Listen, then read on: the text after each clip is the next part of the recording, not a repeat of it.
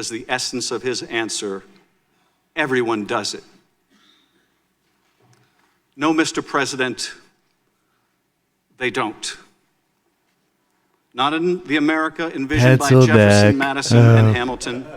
Not for those who believe in the idea that Lincoln labored until his dying day to preserve, the idea animating our great national experiment, so unique then, so precious still, that our government is chosen by our people through our franchise and not by some hostile foreign power. This is what is at stake. Our next election and the one after that, for generations to come, our democracy. This is why your work matters, Director Mueller. Pencil neck. This is why our investigation matters, to bring these dangers to light. Ranking Member Nunes. Oh. Thank you, Mr. Chairman. Welcome, everyone, to the last gasp of the Russia collusion conspiracy theory. Nunes, incidentally, is literally running to the White House. On the American people, super well. Remember when he did that? He jumped out of the car to run to the White House? People may recall the media first began spreading this conspiracy theory in the spring of 2016, when Fusion GPS, funded by the DNC and the Hillary Clinton campaign, started developing the Steele Dossier, a collection of outlandish accusations that Trump and his associates were Russian agents. Fusion GPS, Steele, and other Confederates fed these absurdities to naive or partisan reporters and to top officials in numerous government agencies, including the FBI, the Department of Justice, Mike Cernovich and is pushing the State Department. Guerrilla mind rush. Among other things, the FBI used dossier allegations to obtain a warrant to spy I'm going to send him a Majority Report T-shirt. Campaign. Despite acknowledging dossier allegations as being salacious and unverified, right, I'm going to run to the former FBI Director James Comey briefed While Sam does that, I'd like to remind President everybody Obama of the bit I used to do about President Obama actually Those having briefings pee-pee parties conveniently where George leaked to W. the Bush press, stayed when he resulting in visited the Accra in publication of the Ghana. dossier That and was my launching mashup. Thousands It's like, come on, girls, that press devil stories stayed in this based on bed. the word of a Let's take care of former business. Ex-spy, one who admitted Allahu Akbar. that Trump lose the That election. devil rested his head in the Gold Coast. Gold Coast. Let's get to it. Source for leaking. Lay the plastic down. That'd After really Comey be himself something, was huh? fired I really by his own can't. admission, This is he just- leaked derogatory information Just go on President after Trump him or to the don't. press for the It's specific just purpose, incredible and the way they've successfully just turned so, this into of this engineering the pure appointment minutia. of a special counsel who Adam sits here Schiff, before us today. self-promoting, preening, The FBI investigation was marred by right-wing, further and corruption and incompetent. bizarre abuses. And then Devin Top Nunes, DOJ who is official Bruce just, Orr, whose own wife worked on Fusion embarrassing that this GPS's guy even anti-Trump exists, let alone operation, is in Congress. fed Steele's information to the FBI. I feel like I'm about to even fall into after a coma. The FBI fired Steele. The top I FBI can't comment on investigator and that. his lover, another top FBI official, It's my new constantly move. texted about how much Can't they comment hated on Trump and wanted to stop him from being elected. And the entire investigation was opened based not on Five Eyes intelligence, but on a tip from a foreign politician about a conversation. Is it true that you're a involving pencil neck, Joseph Congressman Nixon. Schiff? He's a Maltese diplomat who's widely portrayed as a Russian agent. This is base shit, but right? seems Like, to have far more connections most with normal Western people don't governments, care. including No, our own I don't think FBI and our own State Department, than with Russia. Brazenly ignoring all these red flags, as well as the transparent absurdity of the claims they are making, the Democrats have argued for nearly 3 years that evidence of collusion is hidden just around the corner. Like the Loch Ness Monster, they insist it's there, even if no one can find it.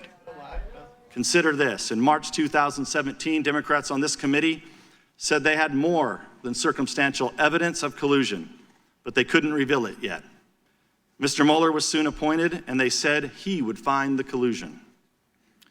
Then when no collusion was found in Mr. Mueller's indictments, the Democrats said we'd find it in his final report. Then when there was no collusion in the report, we were told Attorney General Barr was hiding it. Then when it was clear Barr wasn't hiding anything, we were told it will be revealed through a hearing with Mr. Mueller himself. That's true. He's not. You can see that. Now that Mr. gut Mueller is here, miles they are away. claiming that the collusion has actually been in his report all along, hidden in plain sight. And they're right. Barr did There is collusion hide. in plain sight. He lied. Collusion lied between about it. Russia and the We Democratic established that Party. at the last hearing. The Democrats colluded with Russian sources to develop the Steele dossier. And Russian lawyer Natalia Vesnovskaya colluded with the dossier's key architect, Fusion GPS head Glenn Simpson.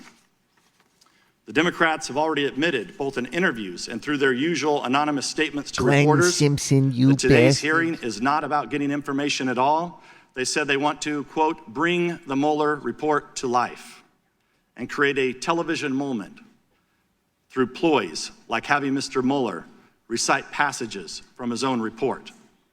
In other words, this hearing is political theater. I didn't watch It's a that. Hillary attempt to Darn convince it. the American people Didn't that watch. collusion is real and that it's concealed in the report. Granted, that's a strange argument to make about a report that is public. It's almost like the Democrats prepared arguments accusing Mr. Barr of hiding the report and didn't bother to update their claims once he published the entire thing. Just like I did with the reading report thing. Among congressional Democrats, the Russia investigation was never about finding the truth. It's always been a simple media operation. By their own accounts, this operation continues in this room today. Once again, numerous pressing issues this committee needs to address are put on hold to indulge the political fantasies of people who believed it was their destiny to serve Hillary Clinton's administration. It's time for the curtain to close on the Russia hoax. The conspiracy theory is dead. At some point, I would argue, we're going to have to get back to work. Until then, I yield back the balance of my time. Nailed it. To ensure fairness and make sure that our hearing is prompt, I know we got a late start, Director Mueller. The hearing will be structured as follows. Each member of the committee will be afforded 5 minutes to ask questions, beginning with the chair and ranking member. I'll be a big As loser chair, I will always recognize thereafter because in I'm out of alternating shift. fashion and descending order of seniority members of the majority and minority. After each member has asked his or her questions, the ranking member will be afforded an additional 5 minutes to ask questions, Enduring comedic followed by the chair, contribution who will from have this. additional 5 minutes for questions. The ranking member and the chair will not be permitted to delegate or yield our final round of questions to any other member. After 6 members of the majority and 6 members of the minority have concluded their 5-minute rounds of questions, we'll take a 5 or 10-minute break that we understand you've requested before resuming the hearing with Congressman Swalwell starting his round of questions.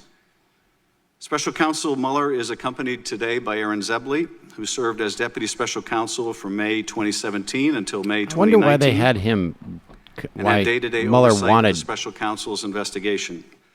Mr. Mueller and Mr. Zebley resigned from the Department of Justice at the end of May 2019 when the Special Counsel's office was closed.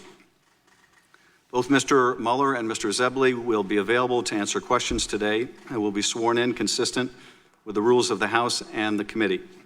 Mr. Mueller and Mr. Zebley's appearance today before the committee is in keeping with the committee's longstanding practice of receiving testimony from current or former Department of Justice and FBI personnel regarding open and closed investigative matters. As this hearing is under oath and before we begin your testimony, Mr. Mueller and Zebley, would you please rise and raise your right hands to be sworn?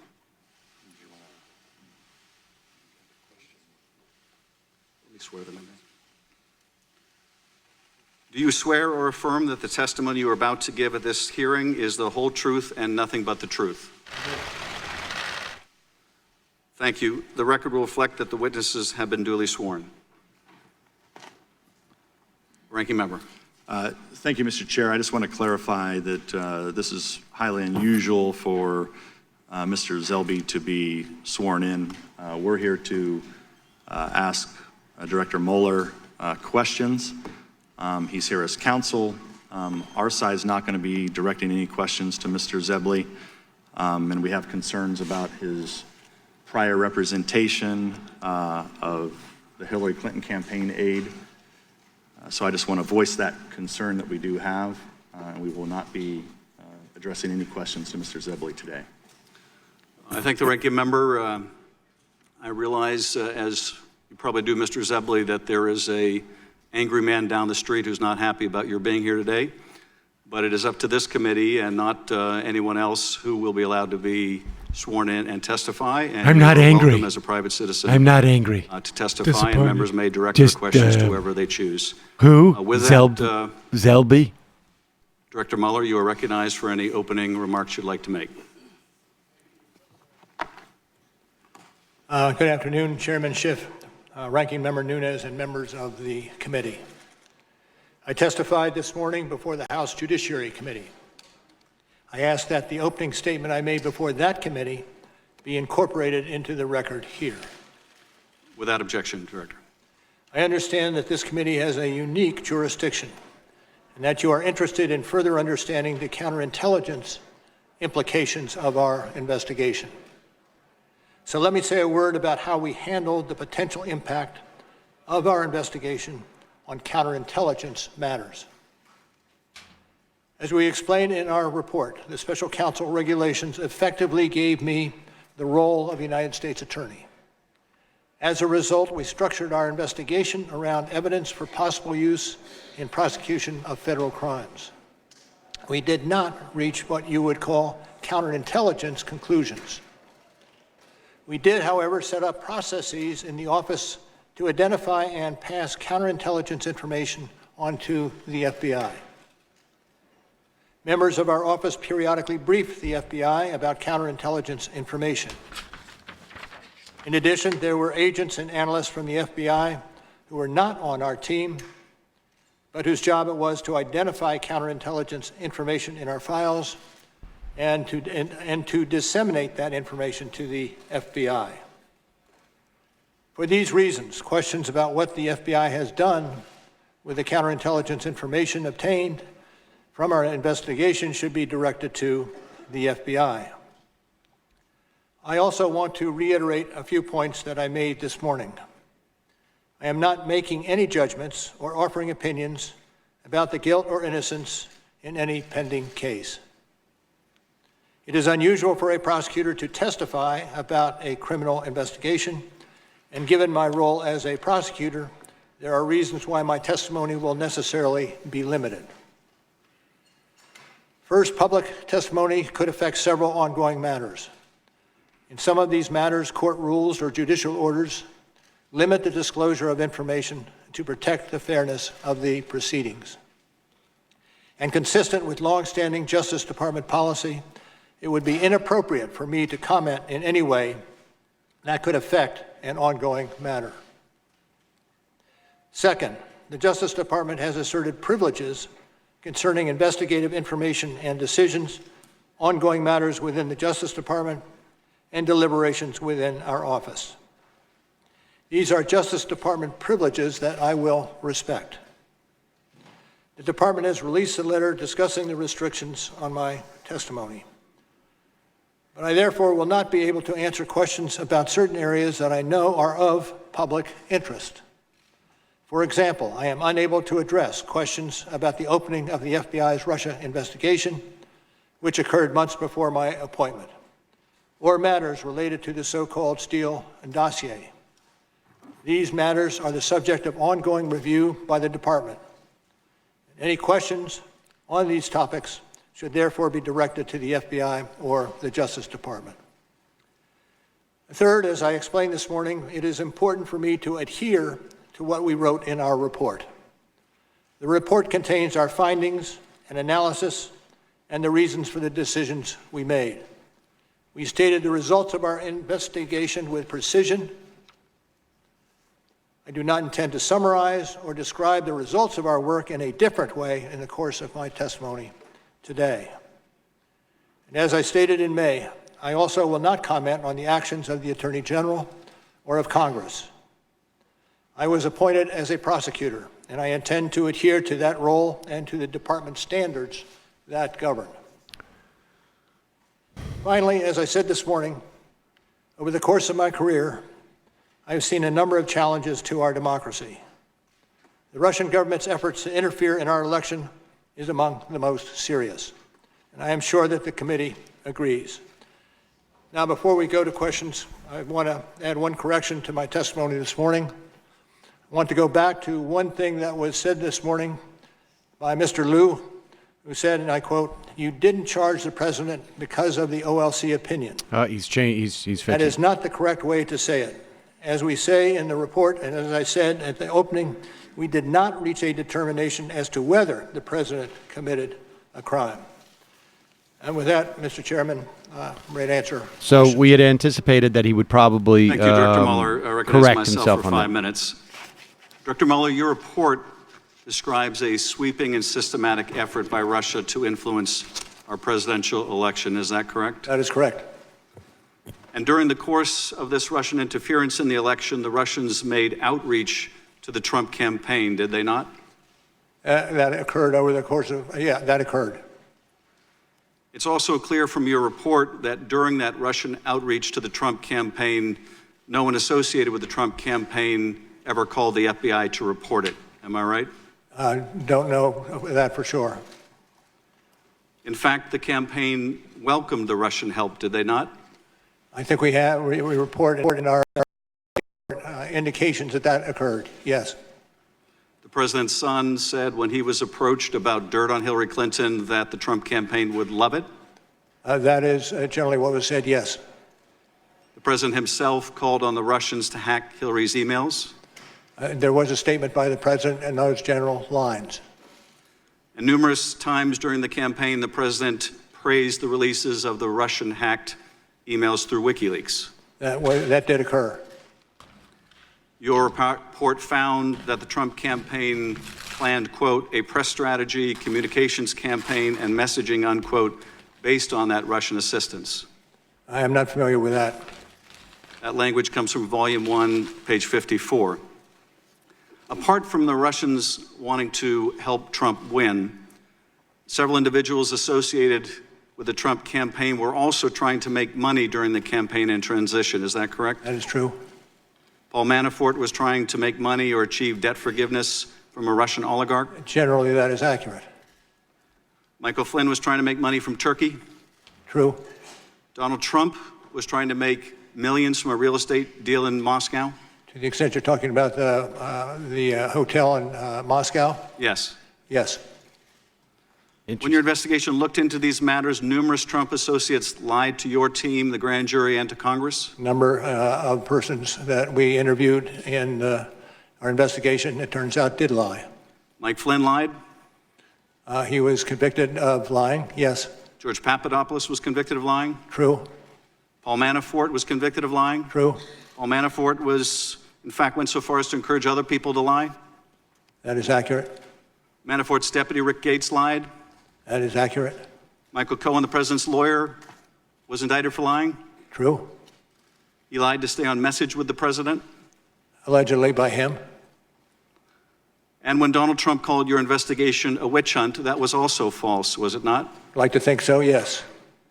Well, your investigation is not a witch hunt, is it? It is not a witch hunt. When the president said the Russian interference was a hoax, that was false, wasn't it? True. When he said it publicly, it was false? He did say publicly that it was false, yes. And when he told it to Putin, that was false too, wasn't it? That I'm not familiar with. When the president said he had no business dealings with Russia, that was false, wasn't it? I'm not going to go into the details of the report that along those lines. But when the president said he had no business dealings with Russia, in fact, he was seeking to build a Trump Tower in Moscow, was he not? I think there is some question about when this was accomplished. Well, you would consider a billion-dollar deal to build a tower in Moscow to be business dealings, wouldn't you, Director Mueller? Yeah, absolutely. In short, your investigation found evidence that Russia wanted to help Trump win the election, right? I think generally that would be accurate. Russia informed campaign officials of that? I'm not certain to what conversations you're referring to. Well, through an intermediary, they informed Papadopoulos that they could help with the anonymous release of stolen emails? Accurate.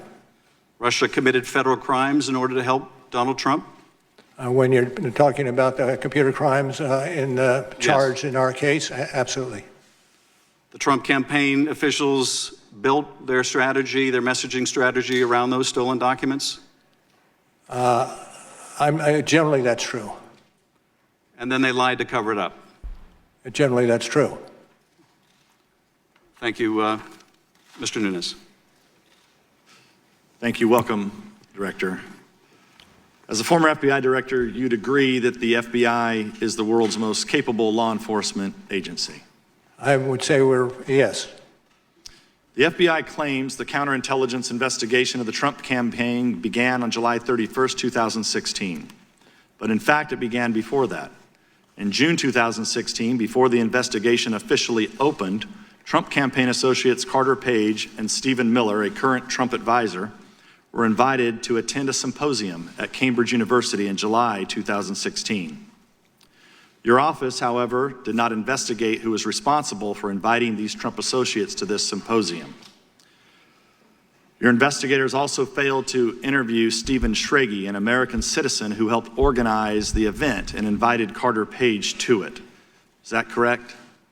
Can you repeat the question? Whether or not you interviewed Stephen Schrage, who organized the Cambridge. In those areas, I am going to stay away from. Okay. The first Trump associate to be investigated was General Flynn. Many of the allegations against him stem from false media reports that he had an affair with a Cambridge academic, Svetlana Lokova, and that Lokova was a Russian spy. Some of these allegations were made public in a 2017 article written by British intelligence historian Christopher Andrew. Your report fails to reveal how or why Andrew and his collaborator, Richard Dearlove, former head of Britain's MI6, spread these allegations. And you failed to interview Svetlana Lokova about these matters. Is that correct? I'm not going to get into those matters to which you refer. You had a team of 19 lawyers, 40 agents, and an unlimited budget, correct, Mr. Mueller? I would not say we had an unlimited budget. Let's continue with the opening of the investigation, supposedly on July 31st, 2016. The investigation was not opened based on an official product from Five Eyes Intelligence, but based on a rumor conveyed by Alexander Downer. On volume 1, page 89, your report describes him blandly as a representative of a foreign government. But he was actually a long-time Australian politician, not a military or intelligence official, who had previously arranged a $25 million donation to the Clinton Foundation and has previous ties to Dearlove. So Downer conveys a rumor he supposedly heard about a conversation between Papadopoulos and Joseph Mifsud. James Comey has publicly called Mifsud a Russian agent, yet your report does not refer to Mifsud as a Russian agent. Mifsud has extensive contacts with Western governments and the FBI.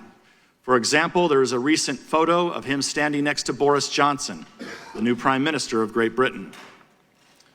What we're trying to figure out here, Mr. Mueller, is if our NATO allies or Boris Johnson have been compromised.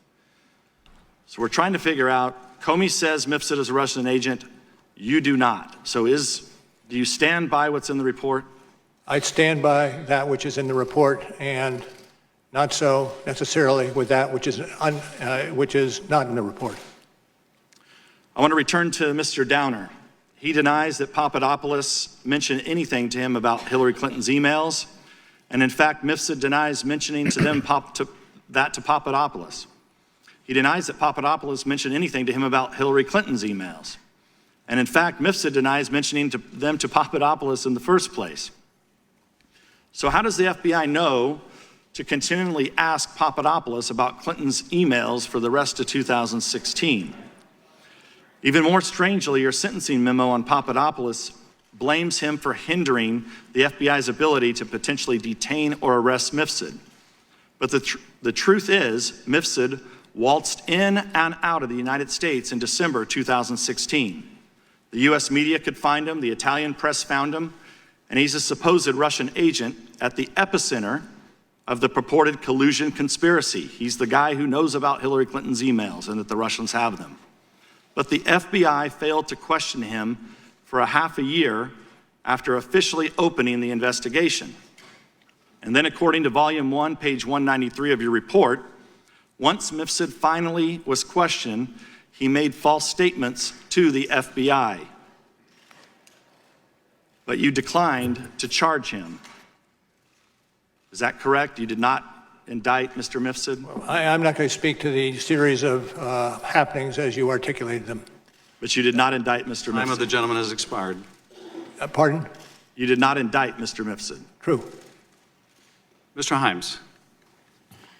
Director Mueller, thank you for your lifetime of service to this country, and thank you for your perseverance and patience today. Director, your report opens with two statements of remarkable clarity and power. The first statement is one that is, as of today, not acknowledged by the President of the United States, and that is, quote, the Russian government interfered in the 2016 presidential election in sweeping and systematic fashion. The second statement remains controversial amongst members of this body, same page on your report, and I quote, the Russian government perceived it would benefit from a Trump presidency and worked to secure that outcome. Do I have that statement right? I believe so. Director Mueller, this attack on our democracy involved, as you said, two operations. First, a social media disinformation campaign. This was a targeted campaign to spread false information on places like Twitter and Facebook. Is that correct? That's correct. Facebook estimated, as per your report, that the Russian fake images reached 126 million people. Is that correct? I believe that's the sum that we record. Director, who did the Russian social media campaign ultimately intend to benefit? Hillary Clinton or Donald Trump? Donald Trump. The second operation, Director... Let me just say Donald Trump, but there were instances where Hillary Clinton was subject to much the same behavior. The second operation in the Russian attack was a scheme, what we call the hack and dump, to steal and release hundreds of thousands of emails from the Democratic Party and the Clinton campaign. Is that a fair summary? That is. Did your investigation find that the releases of the hacked emails were strategically timed to maximize impact on the election? I'd have to refer you to our report on that question. Page 36, I quote, the release of the documents was designed and timed to interfere with the 2016 U.S. presidential election. Mr. Mueller, which presidential candidate was Russia's hacking and dumping operation designed to benefit, Hillary Clinton or Donald Trump? Mr. Trump. Mr. Mueller, is it possible that this sweeping and systematic effort by Russia actually had an effect on the outcome of the presidential election? Those issues are being or have been investigated by other entities. 126 million Facebook impressions, fake rallies, attacks on Hillary Clinton's health. Would you rule out that it might have had some effect on the election? I'm not going to speculate. Mr. Mueller, your report describes a third avenue of attempted Russian interference. That is the numerous links and contacts between the Trump campaign and individuals tied to the Russian government. Is that correct? Could you repeat that question? Your report describes what is called a third avenue of Russian interference, and that's the links and contacts between the Trump campaign and individuals tied to the Russian government. Yes. Let's bring up slide 1, which is about George Papadopoulos, and it reads, on May 6, 2016, 10 days after that meeting with Mifsud, much discussed today, Papadopoulos suggested to a representative of a foreign government that the Trump campaign had received indications from the Russian government that it could assist the campaign through the anonymous release of information that would be damaging to Hillary Clinton. And Director, that's exactly what happened 2 months later, is it not?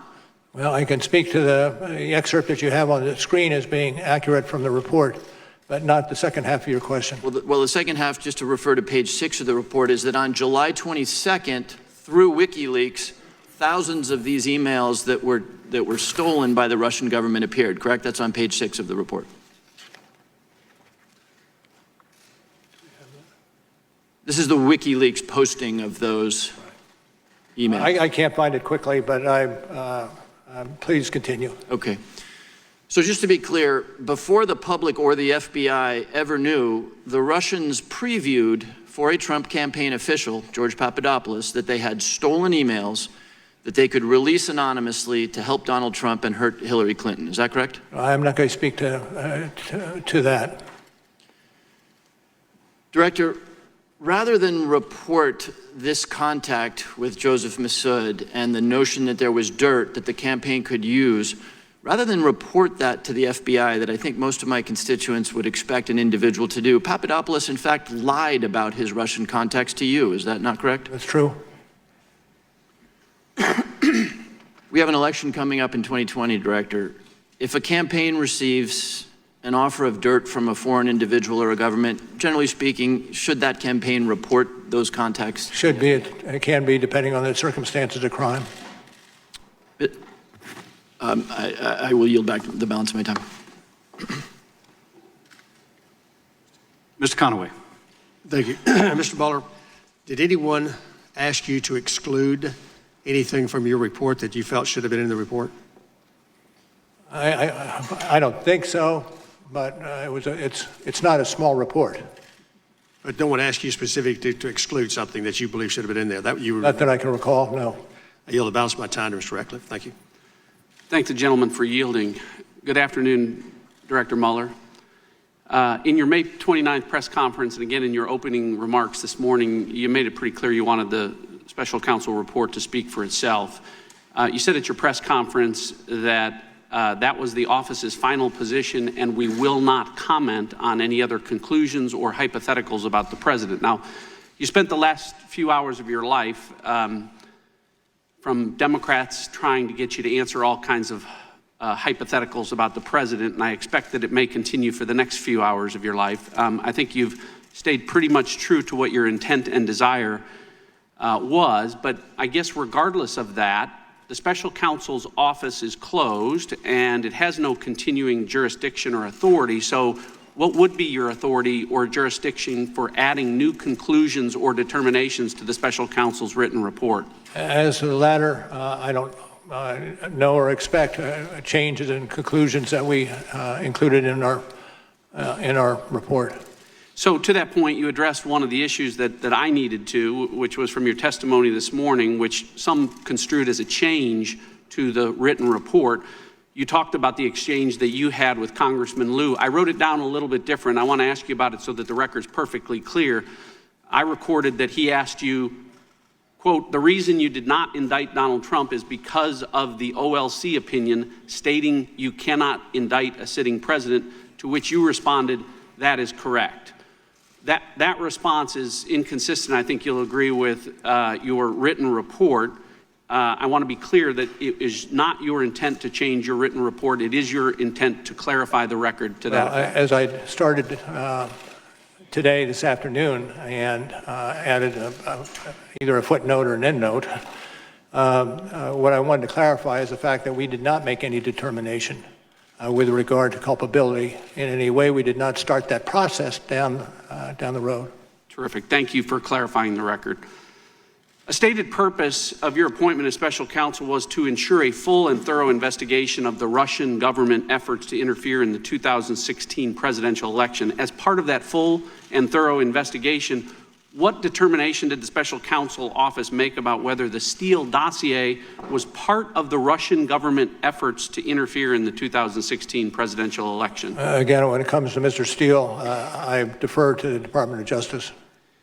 Well, first of all, Director, I very much agree with your determination that Russia's efforts were sweeping and systematic. I think it should concern every American. That's why I want to know just how sweeping and systematic those efforts were. I want to find out if Russia interfered with our election by providing false information through sources to Christopher Steele about a Trump conspiracy that you determined didn't exist. Well, again, I'm not going to discuss the issues with regard to Mr. Steele. And in terms of a portrayal of the conspiracies, we returned 2 indictments in the computer crimes arena, one GRU and another active measures, in which we lay out in excruciating detail what occurred in those 2 rather large conspiracies. I agree with respect to that, but why this is important is an application and 3 renewal applications were submitted by the United States government to spy or surveil on Trump campaign Carter associate or Carter Page, and on all 4 occasions, the United States government submitted the Steele dossier as a central piece of evidence with respect to that. Now, the basic premise of the dossier, as you know, was that there was a well-developed conspiracy of cooperation between the Trump campaign and the Russian government, but the special counsel investigation didn't establish any conspiracy, correct?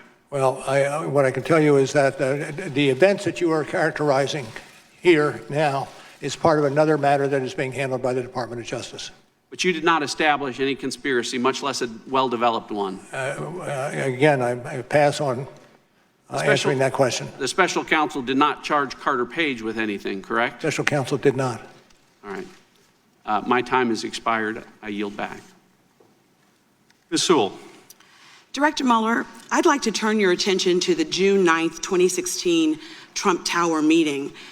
Slide 2, which should be on the screen now, is part of an email chain between Donald Trump Jr. and a publicist representing the son of a Russian oligarch. The email exchange ultimately led to the now infamous June 9th, 2016 meeting. The email from the publicist to Donald Trump Jr. reads in part, "The Crown Prosecutor of Russia offered to provide the Trump campaign with some official documents and information that would incriminate Hillary and her dealings with Russia and is a part of Russia and its government's support of Mr. Trump." In this email, Donald Trump Jr. is being told that the Russian government wants to pass along information which would hurt Hillary Clinton and help Donald Trump. Is that correct? That's correct. Now, Trump Jr.'s response to that email is slide 3. He said, and I quote, "If it is what you say, I love it, especially later in the summer." Then Donald Jr. Invited senior campaign officials, Paul Manafort and Jared Kushner, to the meeting, did he not? He did. This email exchange is evidence of an offer of illegal assistance, is it not? I cannot adopt that characterization. But isn't it against the law for a presidential campaign to accept anything of value from a foreign government? Generally speaking, yes, but generally the cases are unique. Well, you say in page 184 in volume 1 that the federal campaign finance law broadly prohibits foreign nationals from making contributions, et cetera. And then you say that foreign nationals may not make a contribution or donation of money or anything of value. It says clearly in the report itself. Yeah, thank you. Now, let's turn to what actually happened at the meeting. When Donald Trump Jr. and the others got to the June 9th meeting, they realized that the Russian delegation didn't have the promised, quote unquote, dirt. In fact, they got upset about that, did they not? Generally, yes. You say in volume 1, page 118, that Trump Jr. asked, what are we doing here? What do they have on Clinton? And during the meeting, Kushner actually texted Manafort saying it was, quote, a waste of time, end quote. Is that correct? I believe it's in the report along the lines you specify. So to be clear, top Trump campaign officials learned that Russia wanted to help Donald Trump's campaign by giving him dirt on his opponent. Trump Jr. said loved it. Then he and senior officials held a meeting with the Russians to try to get that Russian help. But they were disappointed because the dirt wasn't as good as they had hoped. So to the next step, did anyone, to your knowledge, in the Trump campaign ever tell the FBI of this offer? I don't believe so. Did Donald Trump Jr. tell the FBI that they received an offer of help from the Russians? I'm going to, that's about all I'll say on this aspect of it. Wouldn't it be true, sir, that if they had reported it to the FBI or anyone in that campaign during the course of your 2-year investigation, you would have uncovered such a... I would hope, yes. Yes. Sir, is it not the responsibility of political campaigns to inform the FBI if they receive information from a foreign government? I would think that that's something they would and should do. Well, not only did the campaign not tell the FBI, they sought to hide the existence of the June 9th meeting for over a year. Is that not correct? On the general characterization, I would question it. If you're referring to later initiative that flowed from the media, then... No, what I'm suggesting is that you've said in volume 2, page 5, on several occasions the president directed aides not to publicly disclose the email setting up the June 9th meeting. Yes, that's accurate. Thanks. Sir, given this illegal assistance by Russians, you chose, even given that, you did not charge Donald Trump Jr. or any of the other senior officials with conspiracy. Is that right? Correct. And while it When may you're not... talking about, if you're talking about other individuals, you're talking about the attendees. Yes, that's on right. June 9, and that's right. accurate. So, Mr. Mueller, even though you didn't charge them with conspiracy, don't you think that the American people would be concerned that these 3 senior campaign officials eagerly sought a foreign adversary's help to win elections? And don't you think that reporting that is important, that we don't set a precedent for future elections? I can't accept that characterization. Well, listen, I think that it seems like a portrayal of American values to me, sir, that someone with, if not being criminal, is definitely unethical and wrong. And I would think that we would not want to set a precedent that political campaigns should not divulge of information if it's foreign government assistance. Thank you, sir. Mr. Turner. Mr. Mueller, I have your opening statement, and in the beginning of your opening statement, you indicate that pursuant to Justice Department regulations, that you submitted a confidential report to the Attorney General at the conclusion of the investigation. What I'd like you to confirm is the report that you did, that is the subject matter of this hearing, He just was wanted to show the Attorney his General. tabs. Yes. Now, you also state in this opening statement that you threw overboard the word collusion because it's not a legal term. You would not conclude because collusion is not a legal term. Well, Everybody how you seems to want be better in use this, the including word. Mueller. In the general parlance, people can think of it that way, but if you're talking about in the criminal statute arena, you can't, because it really is much more aptly and accurately described as conspiracy. Right, so in your words are, it's not a legal term, so you didn't put it in your conclusion, correct? That's what your opening statement is. Mr. Mueller, I want to talk about your powers and authorities. Now, the Attorney General and the appointment order gave you powers and authorities that reside in the Attorney General. Now, the Attorney General has no ability to give you powers and authority greater than the powers and authority of the Attorney General, correct? No, I don't believe, I think that is correct. Mr. Mueller, I want to focus on one word in your report. It's the second to the last word in the report. It's exonerate. The report states, accordingly, while this report does not conclude that the president committed a crime, it does not exonerate him. Now, in the judiciary hearing, in your prior testimony, you've already agreed with Mr. Radcliffe that exonerate is not a legal term, that there is not a legal test for this. So I have a question for you, Mr. Mueller. Mr. Mueller, does the Attorney General have the power or authority to exonerate? Now, what I'm putting up here is the United States Code. This is where the Attorney General gets his power. Props. And the Constitution and the annotated cases of these, which we've searched. We even went to your law school, because I went to Case Western, but I thought maybe your law school teaches it differently. And we got the criminal law textbook from your law school. Mr. Mueller, nowhere in these, because we had them scanned, is there a process or description on exonerate? There's no office of exoneration at the Attorney General's office. There's no certificate at the bottom of his desk. Mr. Mueller, would you agree with me that the Attorney General does not have the power to exonerate? I'm going to pass on that. Why? Because it embroils us in a legal discussion, and I'm not prepared to do a legal discussion in that arena. Well, Mr. Mueller, you would not disagree with me when I say that there is no place that the Attorney General has the power to exonerate, and he's not been given that authority. You would not. Again, I'm not going to. I take your question. Great. Well, the one thing that I guess is that the Attorney General probably knows that he can't exonerate either. And that's the part that kind of confuses me. Because if the Attorney General doesn't have the power to exonerate, then you don't have the power to exonerate, and I believe he knows he doesn't have the power to exonerate. And so this is the part that I don't understand. If your report is to the Attorney General, and the Attorney General doesn't have the power to exonerate, and he does not, and he knows that you do not have that power, you don't have to tell him that you're not exonerating the president. He knows this already. So then that kind of changed the context for the report. No, it was included in the report. Sure, this is going to go in the way he wants it to. He may not know it, and he should know it. So you believe that the Attorney, Bill Barr, believes that somewhere in the hallways of the Department of Justice there's an office of exoneration? No, that's not what I said. Well, I believe he knows, and I don't believe you put that in there for Mr. Barr. I think you put that in there for exactly what I'm going to discuss next, and that is, so the Washington Post yesterday, when speaking of your report, the article said Trump could not be exonerated of trying to obstruct the investigation itself. Trump could not be exonerated. Now, that statement is correct, Mr. Mueller, isn't it? In that no one can be exonerated. The reporter wrote this.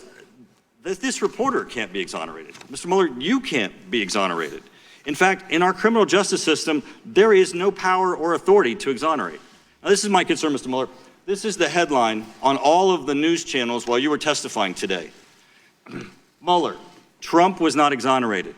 Now, Mr. Mueller, what you know is that this can't say Mueller exonerated Trump, because you don't have the power or authority to exonerate Trump. You have no more power to declare him exonerated than you have the power to declare him Anderson Cooper. So the problem that I have here is that since there's no one in the criminal justice system that has that power, the president Totally doesn't exonerated. exonerate. I'm the Courts only and person juries that can don't say I'm declare innocent, exonerated. They declare not guilty. They don't even declare exoneration. The statement about exoneration is misleading, and it's meaningless, and it colors this investigation one word out of the entire portion of your report, and it's a meaningless word that has no legal meaning, and it has colored your entire report. Time of the gentleman has expired. Mr. Carson. Thank you, Chairman. Thank you, Director Mueller, for your years of service to our country. I want to look more closely, sir, at the Trump campaign chairman, Paul Manafort, an individual who I believe betrayed our country, who lied to a grand jury, who tampered with witnesses, and who repeatedly tried to use his position with the Trump campaign to make more money. Let's focus on the betrayal and greed. Your investigation, sir, found a number of troubling contacts between Mr. Manafort and Russian individuals during and after the campaign. Is that right, sir? Correct. Correct.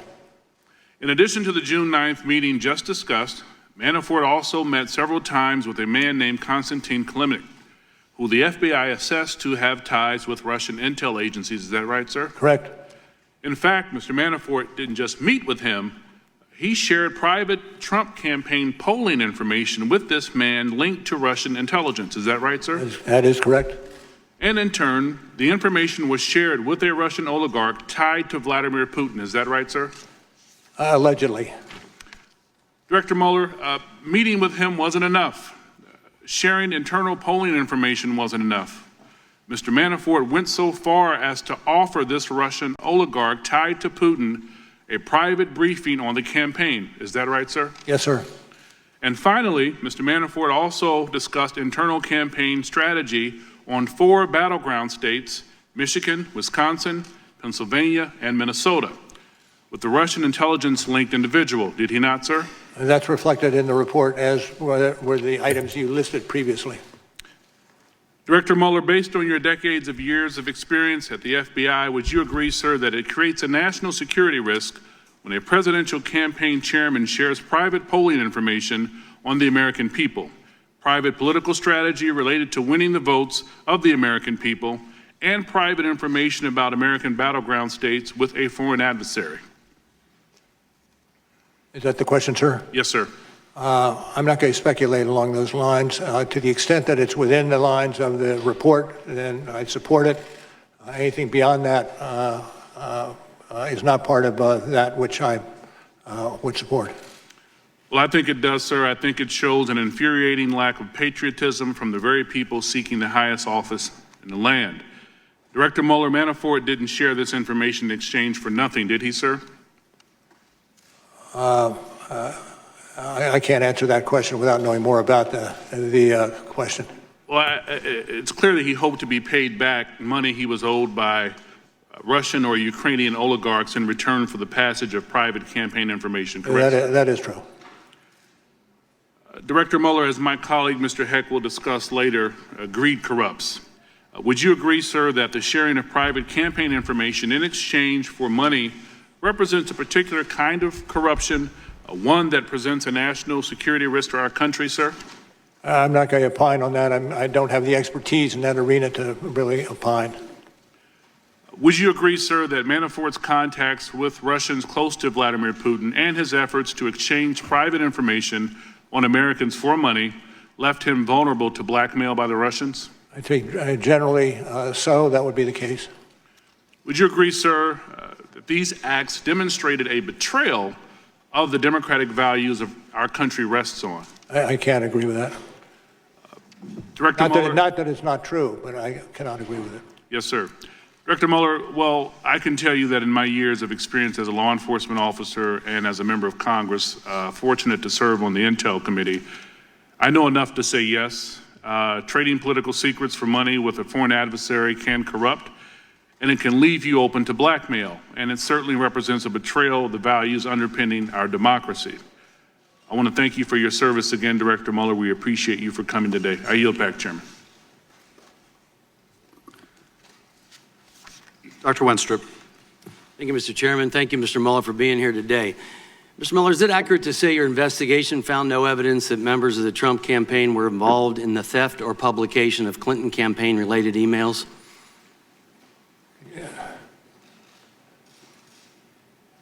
Can you repeat the question? Is it accurate to say your investigation found no evidence that members of the Trump campaign were involved in the theft or publication of the Clinton campaign-related emails? I don't know what the, well. Well, volume 1, page 5, the investigation did not establish that members of the Trump campaign conspired or coordinated with the Russian government in its election interference activities.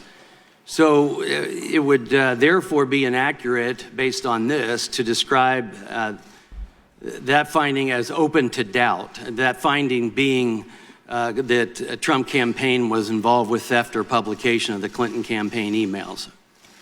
Are you following that, sir? I do believe I'm following it, but it is that portion of that matter, it does not fall within our jurisdiction or fall within our investigation. Well, based on what your report says, volume 1, page 5, I just want to be clear that open to doubt is how the committee Democrats described this finding in their minority views to of our 2018 report. And it kind of flies in the face of what you have in your report. But so is it accurate also to say the investigation found no documentary evidence that George Papadopoulos told anyone affiliated with the Trump campaign about Joseph Mifsid's claims that the Russians had dirt on candidate Clinton? Let me turn that over to Mr.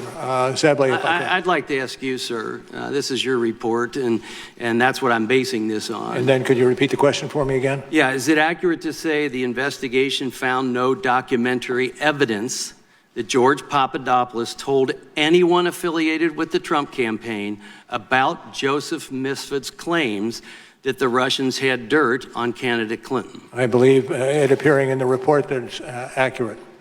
Okay, so in the report, it says no documentary evidence that Papadopoulos shared this information with the campaign. It's therefore inaccurate to conclude that by the time of the June 9, 2016 Trump Tower meeting, quote, the campaign was likely already on notice via George Papadopoulos' contact with Russian agents that Russia, in fact, had damaging information on Trump's opponent.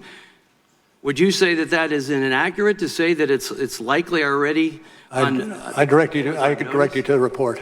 Well, I appreciate that because the Democrats jumped to this incorrect collusion in their minority views, again, which contradicts what you have in your report. I'm concerned about a number of statements I'd like you to clarify because a number of Democrats have made some statements that I have concerns with, and maybe you can clear them up. So a member of this committee said President Trump was a Russian agent after your report was publicly released. That statement is not supported by your report, correct? That is accurate. It's not supported. Multiple Democrat members have asserted that Paul Manafort met with Julian Assange in 2016 before WikiLeaks released DNC emails implying Manafort colluded with Assange. Because your report does not mention finding evidence that Manafort met with Assange, I would assume that means you found no evidence of this meeting. Is that assumption correct? I'm not certain I agree with that assumption. But you make no mention of it in your report. Would you agree with that? Yes, I would agree with that. Okay, Mr. Mueller, does your report contain any evidence that President Trump was enrolled in the Russian system of compromat as a member of this committee once claimed? Well, what I can speak to is information and evidence that we picked up as the special counsel, and I think that's accurate as far as it goes. Thank you. I appreciate that. So let's go for a second to scope. Did you ask the Department of Justice to expand the scope of the special counsel's mandate related to August 2nd, 2017 or August 20th, 2017 scoping memoranda? Well, without looking at the memoranda, I could not answer that. Well, let me ask you, did you ever make a request to expand your office's mandate at all?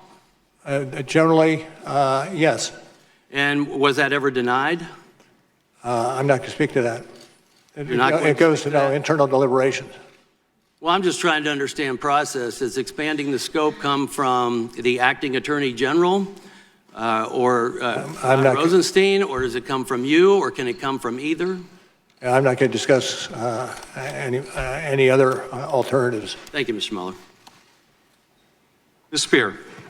Thank you, Mr. Interesting Chairman. that Mueller declined to Mr. answer Mueller, about Manafort I and think Julian I can say Assange. without fear of contradiction meeting. that you're the greatest patriot in this room today, and I want to thank you for being here. Thank you. You said in your report, and I'm going to quibble with your words, that the Russian intervention was sweeping and systematic. I would quibble with that because I don't think it was just an intervention. I think it was an invasion. And I don't think it was just sweeping and systematic. I think it was sinister and scheming. But having said that, one of my colleagues earlier here referred to this Russian intervention as a hoax. And I'd like to get your comment on that. On page 26 of your report, you talk about the Internet Research Agency and how tens of millions of U.S. persons became engaged with the posts that they made, that there were some 80,000 posts on Facebook, that Facebook itself admitted that 126 million people had probably seen the posts that were put up by the Internet Research Agency, that they had 3,800 Twitter accounts and had designed more than 175,000 tweets that probably reached 1.4 million people. The Internet Research Agency was spending about $1.25 million a month on all of this social media in the United States in what I would call an invasion in our country. Would you agree that it was not a hoax, that the Russians were engaged in trying to impact our election? Absolutely. That was not a hoax. The indictments we returned against the Russians, 2 different ones, were substantial in their scope, using that scope word again. And I think we have underplayed to a certain extent that aspect of our investigation that has and would have long-term damage to the United States that we need to move quickly to address. Thank you for that. I'd like to drill down on that a little bit more. The Internet Research Agency actually started in 2014 by sending over staff as tourists, I guess, to start looking at where they wanted to engage. And there are many that suggest, and I'm interested in your opinion, as to whether or not Russia is presently in the United States looking for ways to impact the 2020 election. I can't speak to that. That would be in levels of classification. All right. Let me ask you this. Oftentimes when we engage in these hearings, we forget the forest for the trees. You have a very large report here of over 400 pages. Most Americans have not read it. We have read it. Actually, the FBI director yesterday said he hadn't read it, which was a little discouraging. But on behalf of the American people, I want to give you 1 minute and 39 seconds to tell the American people what you would like them to glean from this report. Well, we spent substantial time assuring the integrity of the report, understanding that it would be our living message to those who come after us.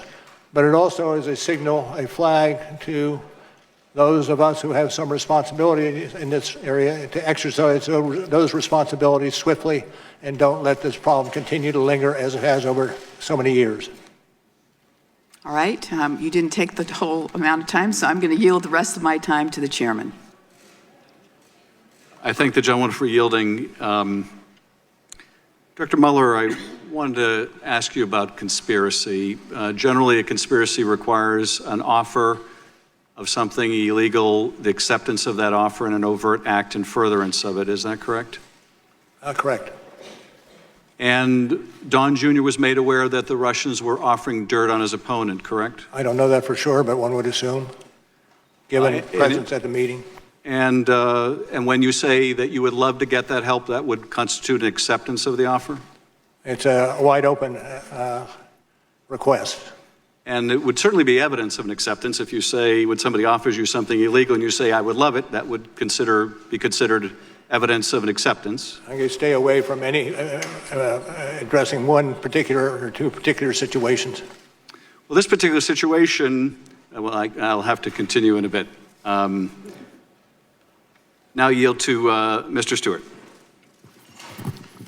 Mr. Mueller, it's been a long day. Thank you for being here. I do have a series of important questions for you, but before I do that, I want to take a moment to reemphasize something that my friend Mr. Turner has said. I've heard many people state no person is above the law. And many times recently they add not even the president, which I think is blazingly obvious to most of us. I'm having a little problem hearing you, sir. Is this better? That is better, thank you. I want you to know I agree with this statement that no person is above the law. But there's another principle that we also have to defend, and that is the presumption of innocence. And I'm sure you agree with this principle, though I think the way that your office phrased some parts of your report, it does make me wonder. I have to be honest with you. For going on 3 years, innocent people have been accused of very serious crimes, including treason. Accusations made even here today. They have had their lives disrupted and in some cases destroyed by false accusations for which there is absolutely no basis other than some people desperately wish that it was so.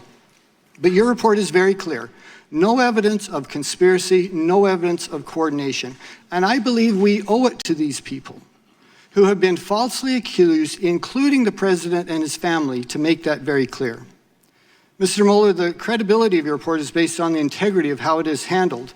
And there's something that I think bothers me and other Americans. I'm holding here in my hand a binder of 25 examples of leaks that occurred from the special counsel's office from those who associated with your work, dating back to as early as a few weeks after your inception and the beginning of your work, and continuing up to just a few months ago. All of them have one thing in common. They were designed to weaken or to embarrass the president, every single one. Never was it leaked that you'd found no evidence of collusion. Never was it leaked that the Steele dossier was a complete fantasy, nor that it was funded by the Hillary Clinton campaign. I could go on and on. Mr. Mueller, are you aware of anyone from your team having given advance knowledge of the raid on Roger Stone's home to any person or the press, including CNN? I'm not going to talk about specifics. I will mention, but talk for a moment about persons who become involved in an investigation and the understanding that in a lengthy, thorough investigation, some persons will be under a cloud that should not be under a cloud. And one of the reasons for emphasizing, as I have, the speed of an election, or not election, the speed of an investigation, is that so those persons who are disrupted as a result of the... I appreciate that, but I do have a series of questions. With the result of that investigation. Thank you, and you're right, it is a cloud, and it's an unfair cloud for dozens of people. But to my point, are you aware of anyone providing information to the media regarding the raid on Roger Stone's home, including CNN? I'm not going to speak to that. Okay. Mr. Mueller, you sent a letter dated March 27th to Attorney General Barr in which you claimed the Attorney General's memo to Congress did not fully capture the context of your report.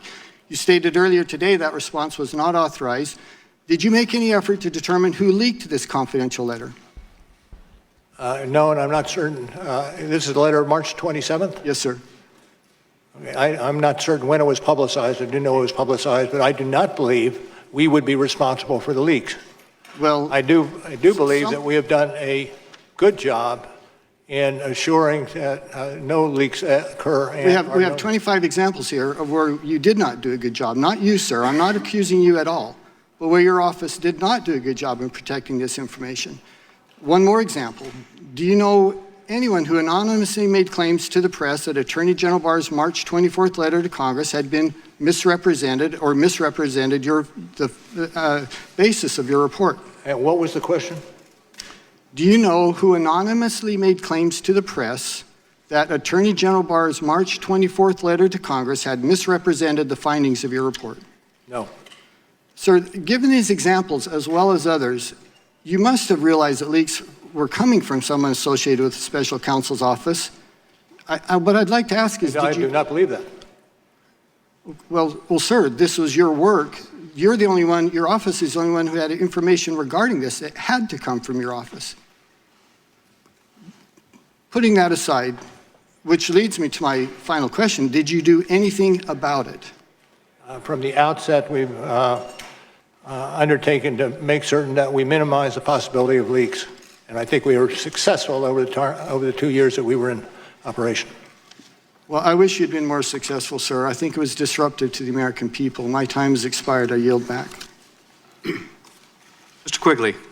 Thank you, Mr. Chairman. Director, thank you for being here. Mueller This will too not shall say pass. who else had access to that stuff. That Earlier could have been today and leaked. throughout the day, you have stated the policy that a seated president cannot be indicted, correct? Right. And upon questioning this morning, you were asked, could a president be indicted after their service, correct? Yes. And your answer was that they could. They could. Director, please speak into the microphone. I'm sorry. Thank you. So they could. The follow-up question that should be concerning is, what if a president serves beyond the statute of limitations? I don't know the answer to that one. Would it not indicate that if the statute of limitations on federal crimes such as this are 5 years, that a president who serves a second term is therefore under the policy above the law? I'm not certain I would agree with the conclusion. I'm not certain that I can see but the possibility that you suggest. But the statute doesn't toll, is that correct? I don't know specifically. It clearly doesn't. And I just want, as the American public is watching this and perhaps learning about many of these for the first time, we need to consider that, and that the other alternatives are perhaps all that we have. But I appreciate your response. Earlier in questioning, someone mentioned that it was a question involving whether anyone in the Trump political world publicized the emails, whether or not that was the case. I just want to refer to volume 1, page 60, where we learned that Trump Jr. publicly tweeted a link to the leak of stolen Podesta emails in October of 2016. You're familiar with that? I am. So that would at least be a republishing of this information, would it not? I'm not certain I would agree. I'm not certain I would agree with that.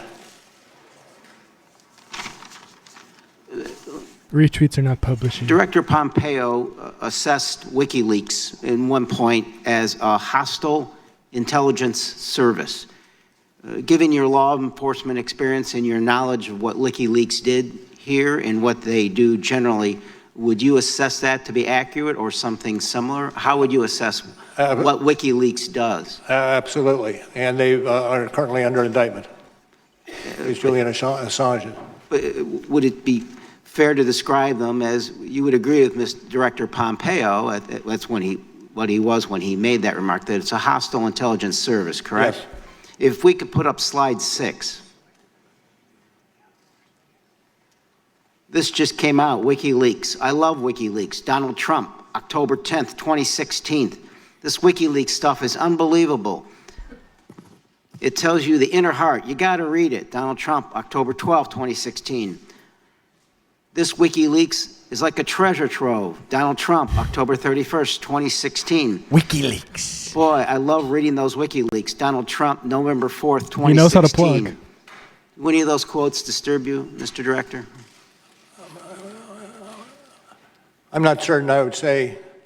How do you react to them? Well, it's probably problematic is an understatement in terms of what it displays in terms of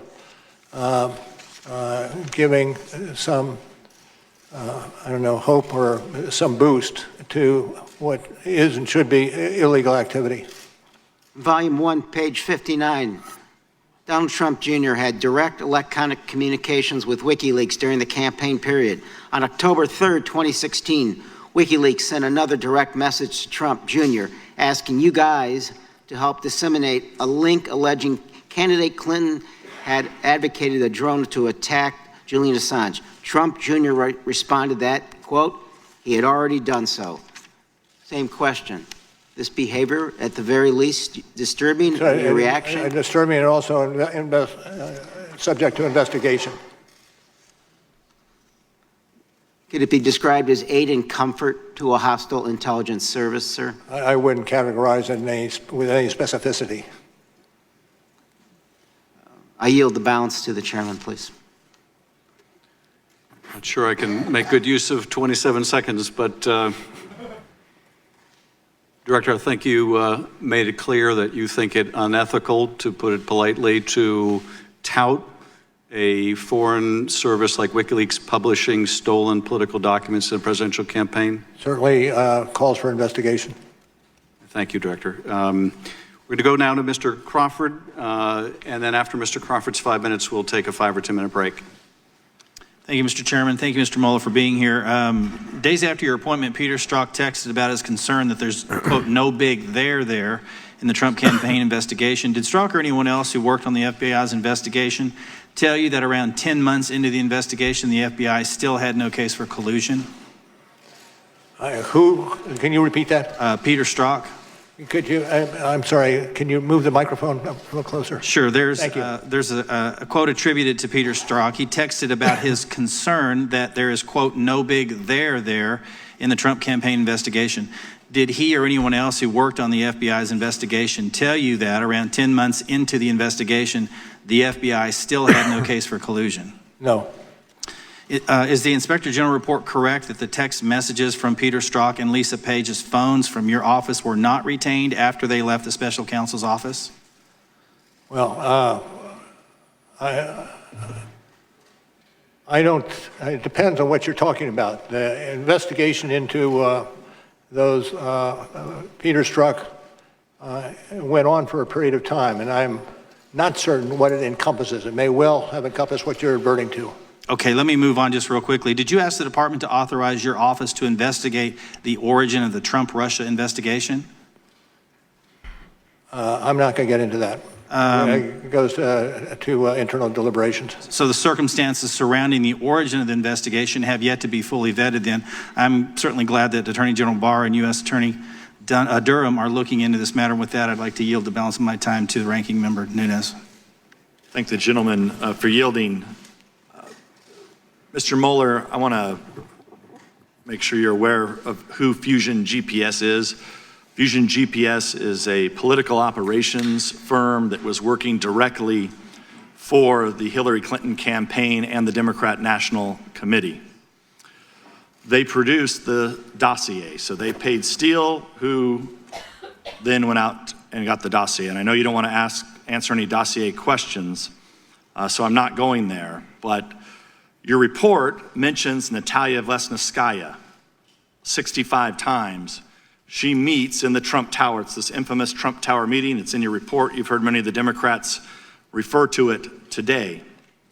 The meeting was shorter than 20 minutes, I believe. Is that correct? I think what we have in our report reflects it was about that length. So do you know, so Fusion GPS, the main actor at Fusion GPS, the president of the company, or the owner of the company, is a guy named Glenn Simpson who's working for Hillary Clinton. Glenn Simpson, do you know how many times Glenn Simpson met with Natalia Vesnitskaya? Myself? No. Would it surprise you that the Clinton campaign dirty ops arm met with Natalia Vesnitskaya more times than the Trump campaign did? Well, this is an area that I'm not going to get into, as I indicated at the outset. Did you ever interview Glenn Simpson? I'm going to pass on that. According to, I'm going to change topics here. According to notes from the State Department official Kathleen Kavalek, Christopher Steele told her that former Russian intelligence head Trubnikov and Putin advisor Surkov were sources for the Steele dossier. Now, knowing that these are not getting into whether these sources were real or not real, was there any concern that there could have been disinformation that was going from the Kremlin into the Clinton campaign and then being fed into the FBI? As I said before, this is an area that I cannot speak to. Is that because it's not in the report, or or because of an ongoing Internal investigation? deliberations, other proceedings, and the like. Okay. When Andrew Weissman and Zaneb Ahmed joined your team, were you aware that Bruce Orr, Department of Justice top official, directly briefed the dossier allegations to them in the summer of 2016? Again, I'm not going to speak to that issue. Okay. Before you arrested George Papadopoulos in July of 2017, he was given $10,000 in cash in Israel. Do you know who gave him that cash? Again, it's outside our ambit, and questions such as that should go to the FBI or the department. But it involved your investigation. It involved persons involved in my investigation. Thank you, Mr. Chairman. Committee will stand in recess for 5 or 10 minutes. Please, folks, remain in your seats. Allow the director, Mr. Zebley, to exit the chamber. So we're going to take a 5-minute recess, too. Let's just put up the graphic. I need to walk around. I mean, so far,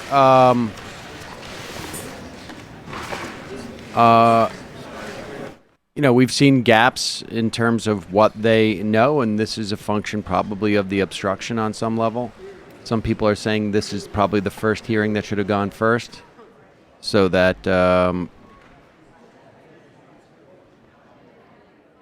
it is easier for people to sort of digest why there are gaps in what the Mueller report was able to determine.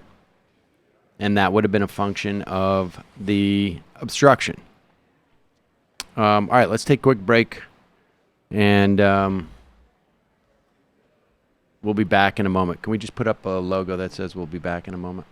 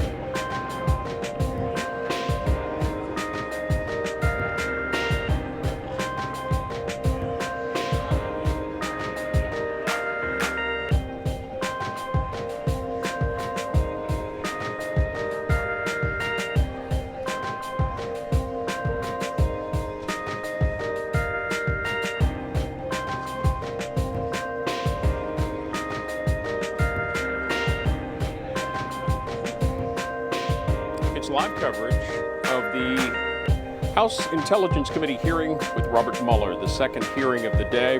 Former special counsel testifying this afternoon, as Chairman Schiff said, in particular this committee focusing on the counterintelligence implications of the Mueller investigation, the investigation into Russian interference in the 2016 election. Eric Swalwell, middle of your screen, he is set to question Mr. Mueller next when they come back, taking a brief break here, as they did also in the Judiciary Committee. A couple of things. Our C-SPAN coverage includes other cameras on Capitol Hill, expecting reaction to today's, this afternoon's hearing. We will bring that to you as members come to the cameras.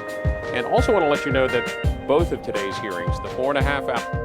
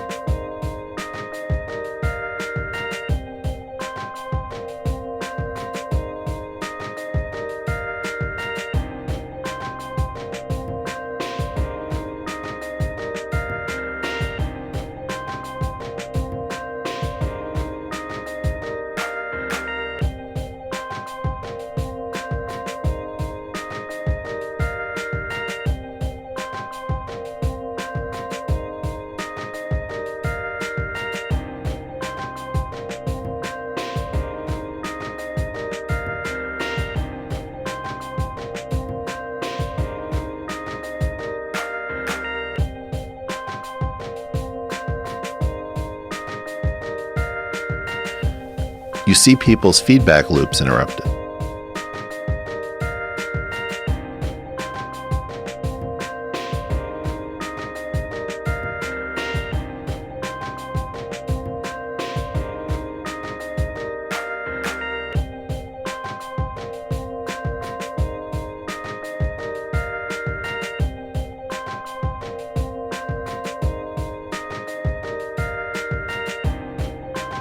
The fun and games have begun.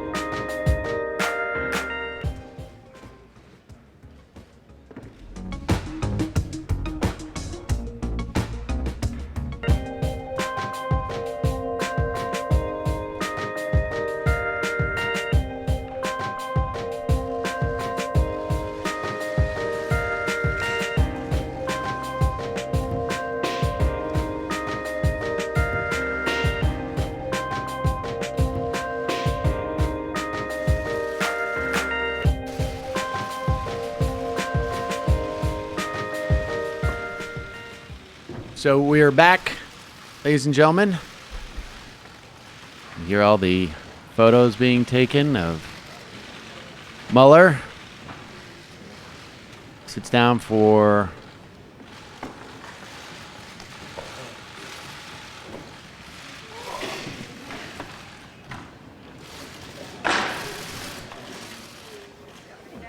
Committee will come to order.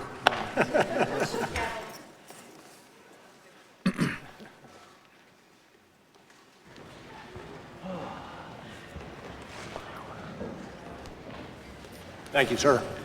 Thank you, Director. Mr. Swalwell, you are recognized. Thank you. Director Mueller, as a prosecutor, you would agree that if a witness or suspect lies or obstructs or tampers with witnesses or destroys evidence during an investigation, that generally that conduct can be used to show a consciousness of guilt. Would you agree with that? Yes. Let's go through the different people associated with the Trump campaign and this investigation who lied to you and other investigators to cover up their disloyal and unpatriotic conduct. If we could put Exhibit 8 up. Director Mueller, I'm showing you Campaign Chairman Paul Manafort, Political Advisor Roger Stone, Deputy Campaign Manager Rick Gates, National Security Advisor Michael Flynn, Donald Trump's personal attorney Michael Cohen, and Foreign Policy Advisor George Papadopoulos. These 6 individuals have each been charged, convicted, or lied to your office or other investigators. Is that right? Yes, although I look askance at Mr. Stone because he is he is in a different case here in D.C. So National Security Advisor Flynn lied about discussions with Russian ambassador related to sanctions. Is that right? That's correct. Michael Cohen lied to this committee about Trump Tower Moscow. Is that correct? Yes. George Papadopoulos, the president's senior foreign policy advisor, lied to the FBI about his communications about Russia's possession of dirt on Hillary Clinton. Is that right? Correct. Yes. The president's campaign chairman, Paul Manafort, lied about meetings that he had with someone with ties to Russian intelligence. Is that correct? That's true. And your investigation was hampered by Trump campaign officials' use of encryption communications. Is that right? We believe that to be the case. You also believe to be the case that your investigation was hampered by the deletion of electronic messages. Is that correct? It would be, yes. Generally, any case would be if those kinds of communications are used. For example, you noted that Deputy Campaign Manager Rick Gates, who shared internal campaign polling data with the person with ties to Russian intelligence at the direction of Manafort, that Mr. Gates deleted those communications on a daily basis. Is that right? I take your word. I say I don't know specifically, but if it's in the report, then I support it. That's right, Director. It's Volume 1, page 136. Thank you. In addition to that, other information was inaccessible because your office determined it was protected by attorney-client privilege. Is that correct? That is true. That would include that you do not know whether communications between Donald Trump and his personal attorneys, Jay Sekulow, Rudy Giuliani, and others discouraged witnesses from cooperating with the government. Is that right? I'm not going to talk to that. That would also mean that you can't talk to whether or not pardons were dangled through the president's attorneys because the shield of attorney-client privilege. I'm not going to discuss that. Did you want to interview Donald Trump Jr.? And I'm not going to discuss that. Did you subpoena Donald Trump Jr.? And I'm not going to discuss that. Did you want to interview the Sounds president? like... Yes. Director Mueller, on January 1st, 2017, through March 2019, #MeToo. Donald Trump met with Vladimir Putin. I get the sense in person that Mueller 6 times, feels that his called him report is 10 about the times, president. and exchanged 4 and letters that with him. He Between can't that reveal time this period, information how about many Donald Trump times Jr. Did you meet with Donald That Trump? it's not appropriate for him to do that. I'm not going to get into that. He did not meet with you in person, is that correct? He did not. As a result of lies, deletion of text messages, obstruction, and witness tampering, is it fair to say that you were unable to fully assess the scope and scale of Russia's interference in the 2016 election and Trump's role in that interference? I'm not certain I would adopt that characterization. in total. There may be pieces of it that are accurate, but not in total. But you did state in Volume 1, page 10, that while this report embodies factual and legal determinations, the office believes it to be accurate and complete to the greatest extent possible. Given these identified gaps, the office cannot rule out the possibility that the unavailable information would shed additional light. Is that correct? That is correct. We don't know what we don't know. Why is it so important that witnesses cooperate and tell the truth in an investigation like this? Because the testimony of the witnesses goes to the heart of just about any criminal case you have. Thank you. And Mr. Chairman, I'd yield back. And thank you, Director Mueller. Ms. Stefanik. Thank you, Mr. Chairman. Mr. Mueller, as special counsel, did you review documents related to the origin of the counterintelligence investigation into the Trump campaign? On occasion. Was the Steele dossier one of those documents that was reviewed? And I can't discuss that case. I'm just asking a process question. Have you read the Steele dossier?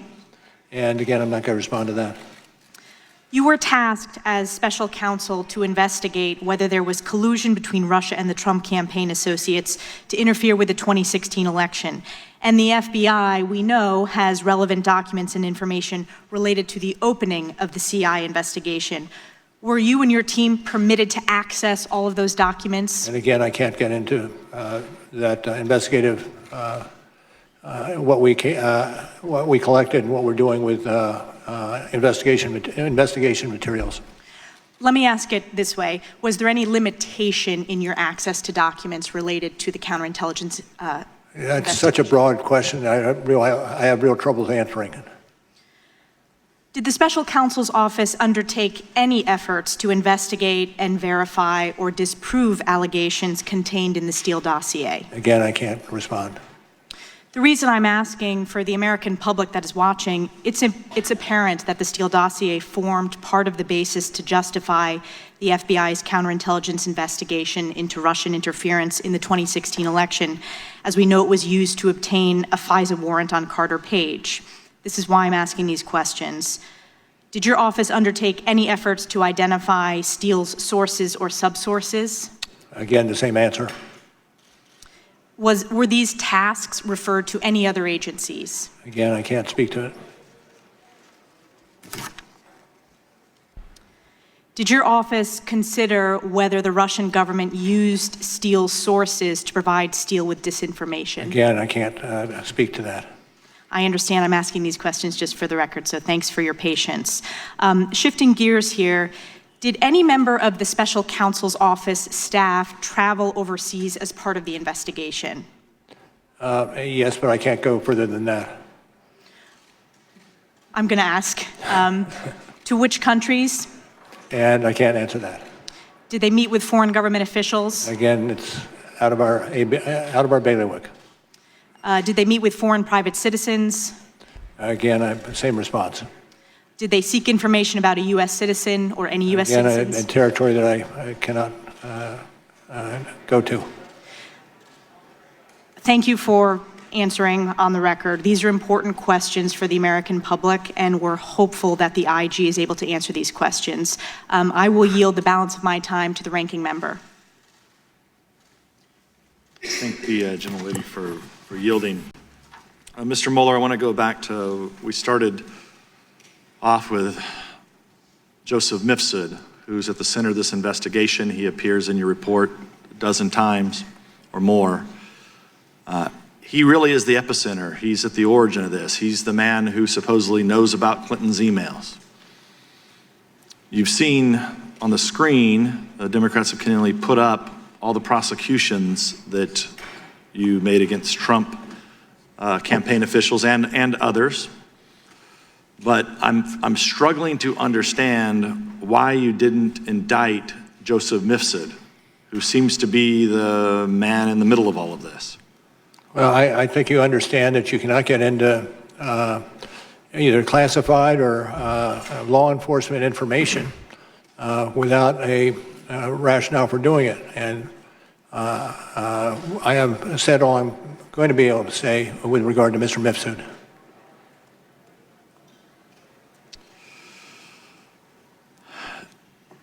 Were you aware of Kathleen Kavalek's involvement, that she had met with Ms. Steele, the State Department official? Again, I can't respond to that question. It's outside my jurisdiction.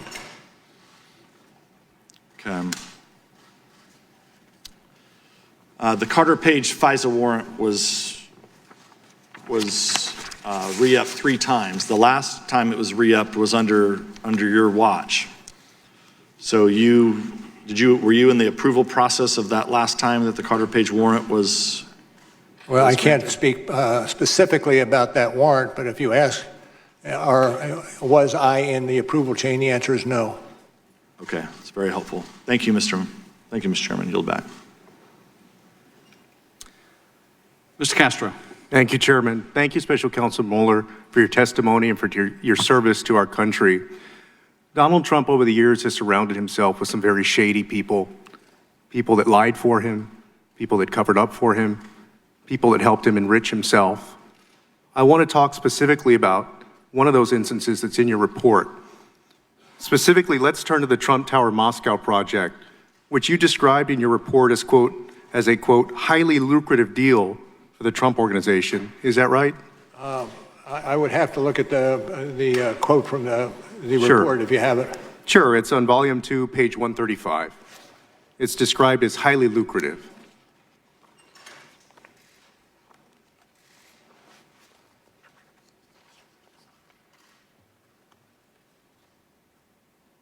Okay, I have it. Sure. I have it. Thank you, sir. Yeah, no problem.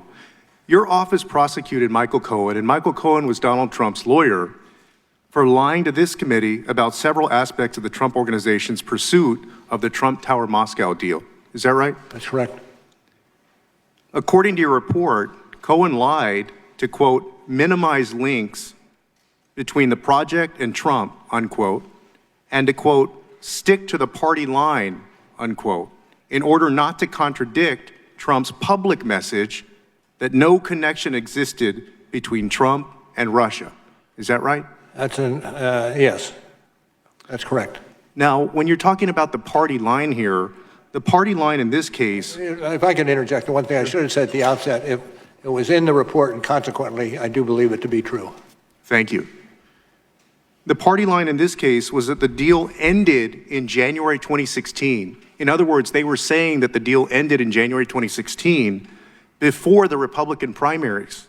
In truth, though, the deal extended to June 2016, when Donald Trump was already the presumptive Republican nominee. Is that correct? That's correct. The party line was also that Cohen discussed the deal with Trump only 3 times, when in truth, they discussed it multiple times. Is that right? Also true, and part of the basis for the plea that he entered for lying to this entity. Thank you. And thank you for prosecuting that. The party line was also that Cohen and Trump never discussed traveling to Russia during the campaign, when in truth, they did discuss it. Is that right? That's accurate. And the party line was that Cohen never received a response from the Kremlin to his inquiries about the Trump Tower Moscow deal. In fact, Cohen not only received a response from the Kremlin to his email, but also had a lengthy conversation with a Kremlin representative who had a detailed understanding of the project.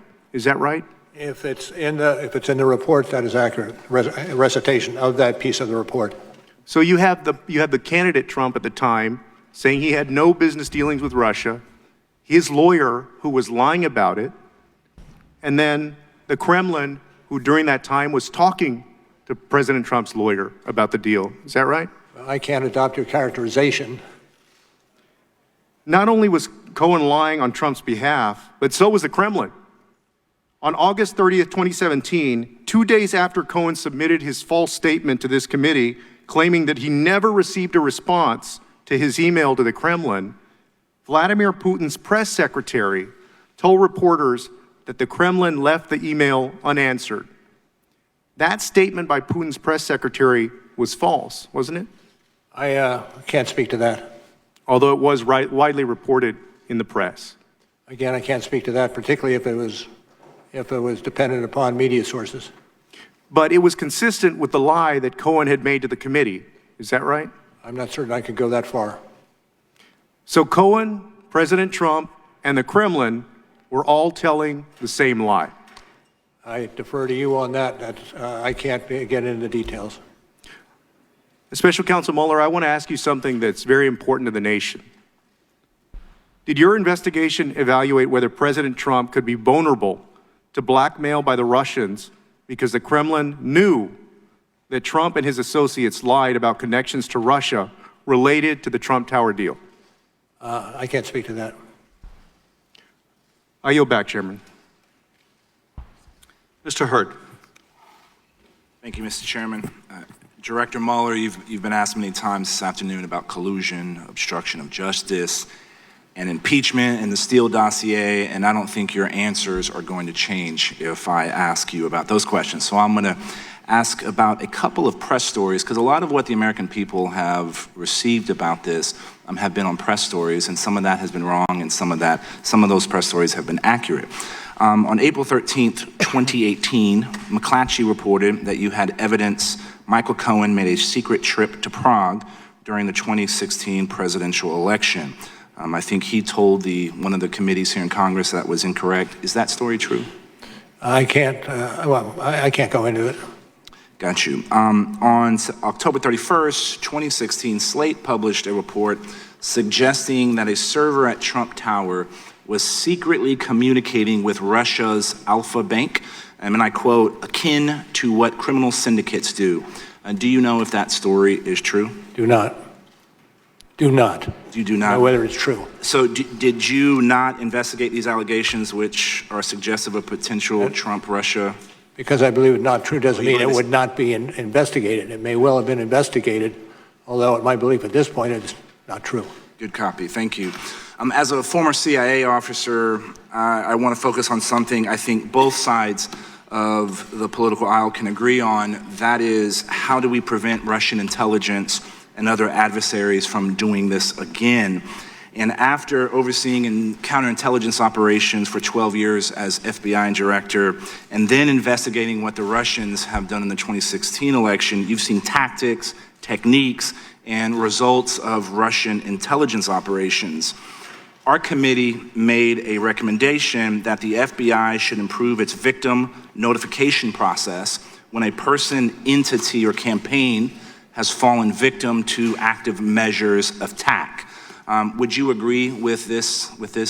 It sounds like a worthwhile endeavor. I will tell you, though, that the ability of our intelligence agencies to work together in this arena is perhaps more important than that. And adopting whatever, and I'm not that familiar with legislation, but whatever legislation will encourage us working together. By us, I mean the FBI, CIA, NSA, and the rest. It should be pursued aggressively, early. Who do you think should be responsible within the federal government to counter disinformation? I'm no longer in the federal government, so But you've had a long storied career, and I don't think there's anybody who better understands the threat that we are facing than you. Do you have an opinion as a former FBI officer? As to? As to who should be the coordinating points within the federal government on how to deal with disinformation? I don't want to wade in those waters. A good copy. One of the most striking things in your report is that the Internet Research Agency not only undertook a social media campaign in the U.S., but they were able to organize political rallies after the election.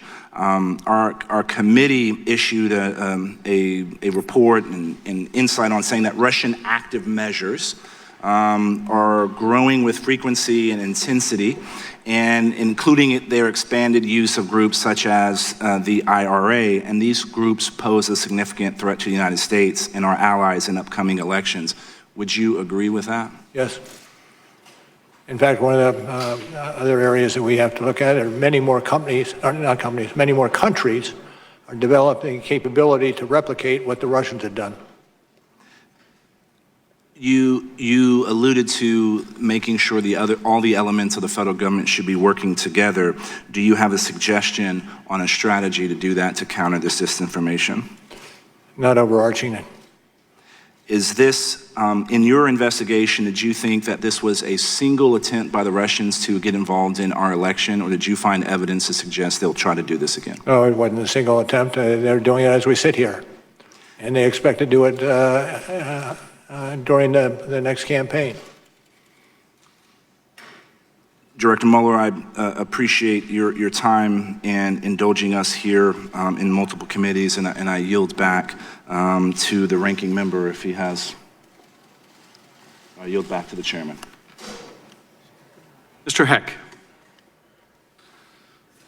Director Mueller, I'd like to go to the motives behind the Trump campaign encouragement and acceptance of help during the election. Obviously, a clear motivation was to help them in what would turn out to be a very close election, but there was another key motivation, and that was, frankly, the desire to make money. I always try to remember what my dad, who never had the opportunity to go beyond the 8th grade, taught me, which is that I should never, ever underestimate the capacity of some people to cut corners and even more in order to worship and chase the almighty buck.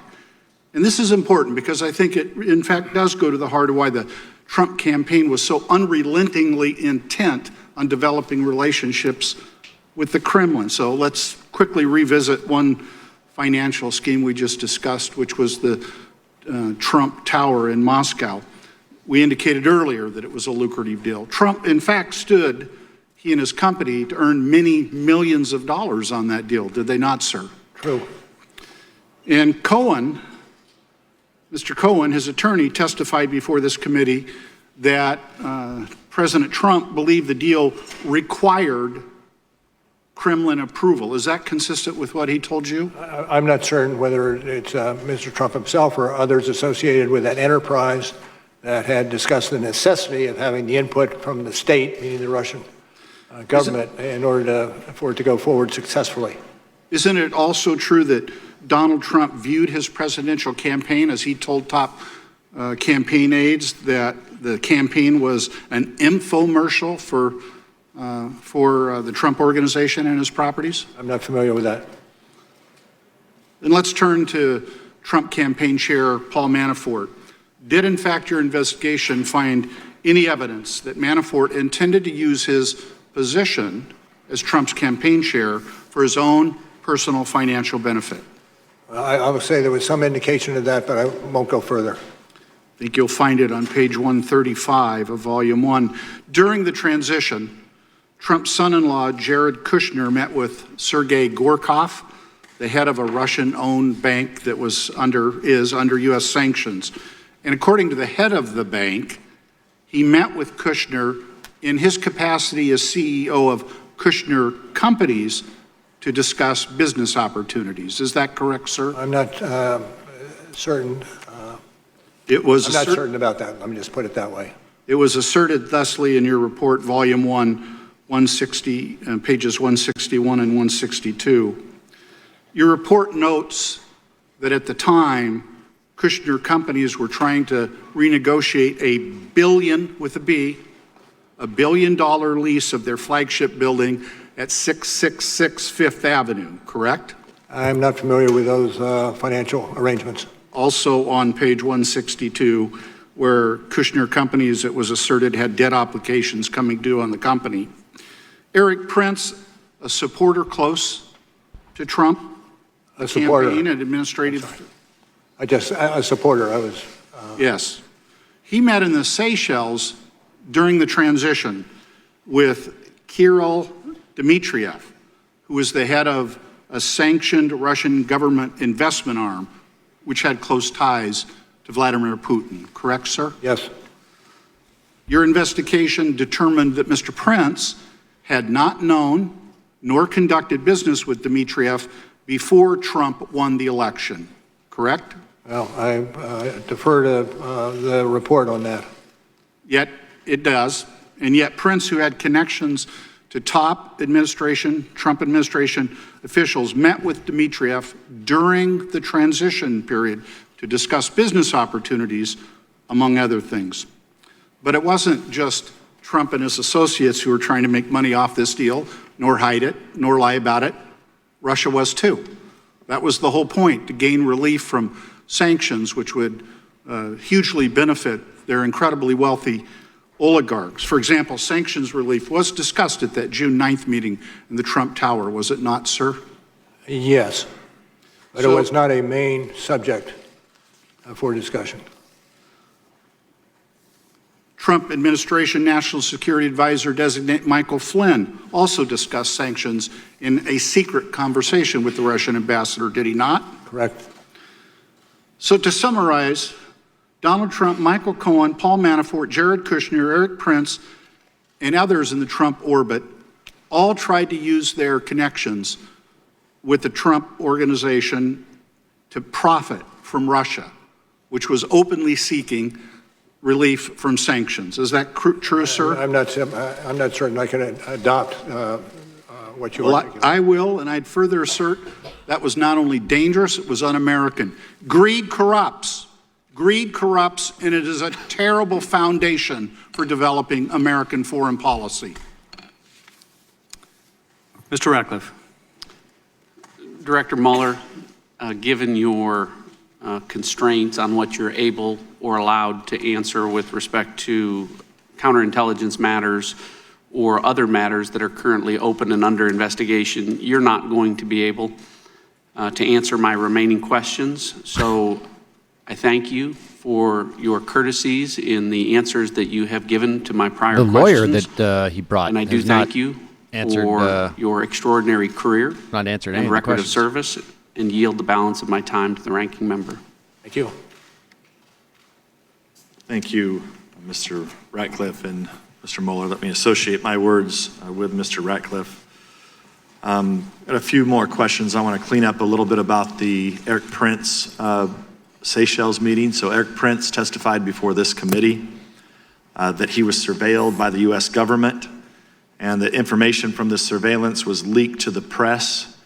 Did you investigate whether Prince was surveilled and whether classified information on him was illegally leaked to the media? Did you say did you or will you?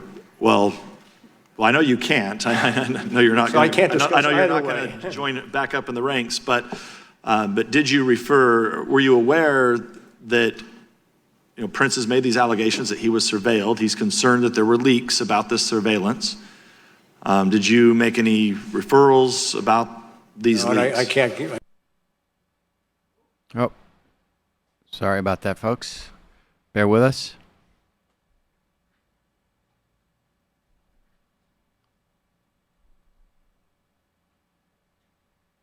Anyone. I can't adopt that hypothesis.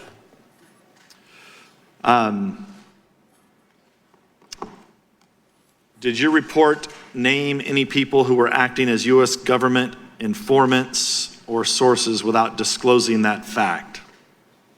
I can't answer that. On Volume 1, page 133 of your report, you state that Konstantin Kilimnik has ties to Russian intelligence.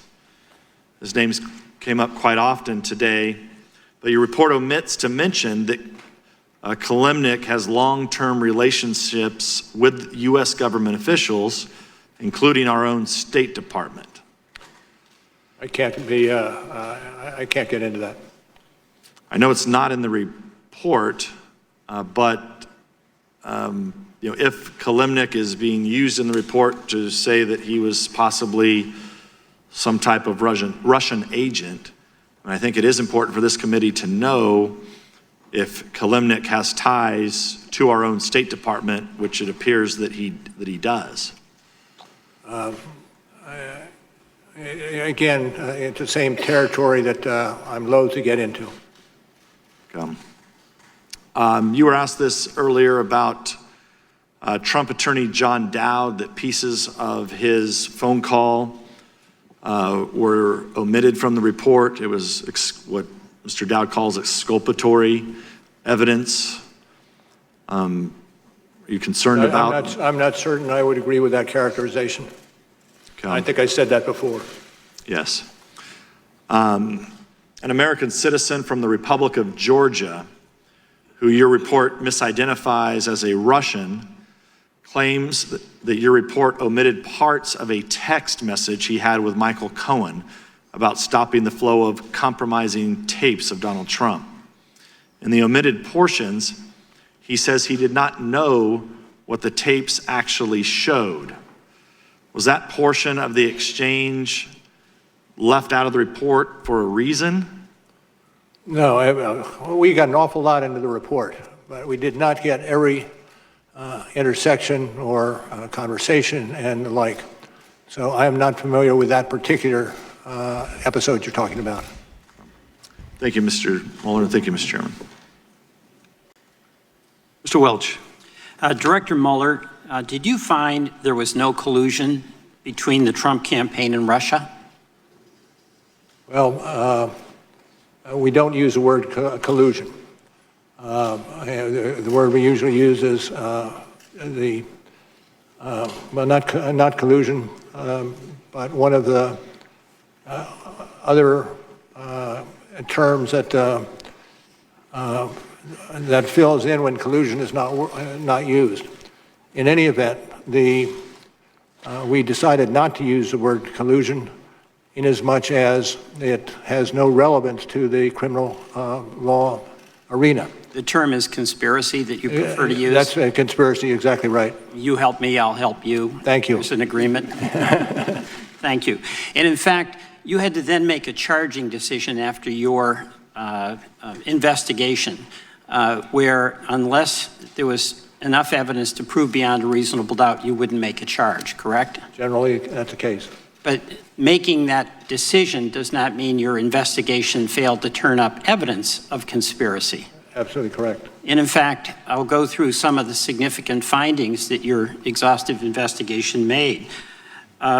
You found, as I understand it, that from May 2016 until the end of the campaign, campaign chairman, Mr. Manafort, gave private polling information to Russian agents, correct? Correct. Could you speak in the microphone? Yep, I will. My apologies.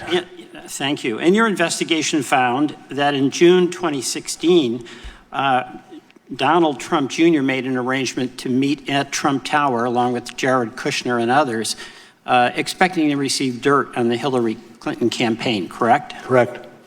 And you found in your investigation that on July 27th, candidate Trump called on Russia to hack Hillary Clinton's email, something that for the first time they did about 5 hours later, correct? That's correct.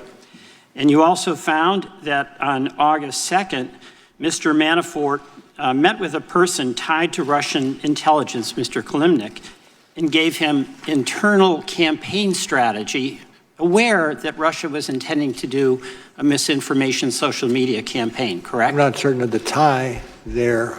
But the fact of that meeting, you agree with? The fact of the meeting took place is accurate. In your investigation, as I understand it, also found that in late summer of 2016, the Trump campaign, in fact, devised its strategy and messaging around WikiLeaks releases of materials that were stolen from the Democratic National Committee, correct? Is that from the report? Yes. It's according to Mr. Gates. Yes. Yes, thank you. And you also talked earlier about the finding in your investigation that in September and October of 2016, Donald Trump Jr. had email communications with WikiLeaks, now indicted, about releasing information damaging to the Clinton campaign, correct? True. So, True. All right. So I understand you made a decision, prosecutorial decision, that this would not rise to proof beyond a reasonable doubt. But I ask if you share my concern.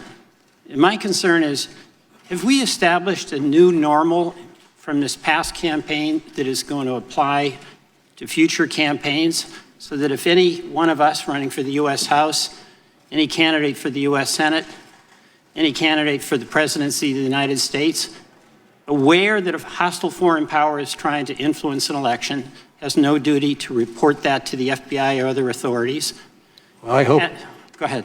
I hope this is not the new normal, but I fear it is. And would, in fact, have the ability, without fear of legal repercussion, to meet with agents of that foreign entity hostile to the American election? I'm sorry, what is the question? Is that an apprehension that you share with me? Yes. and that there would be no repercussions whatsoever to Russia if they did this again. And as you stated earlier, as we sit here, they're doing it now. Is that correct? You're absolutely right.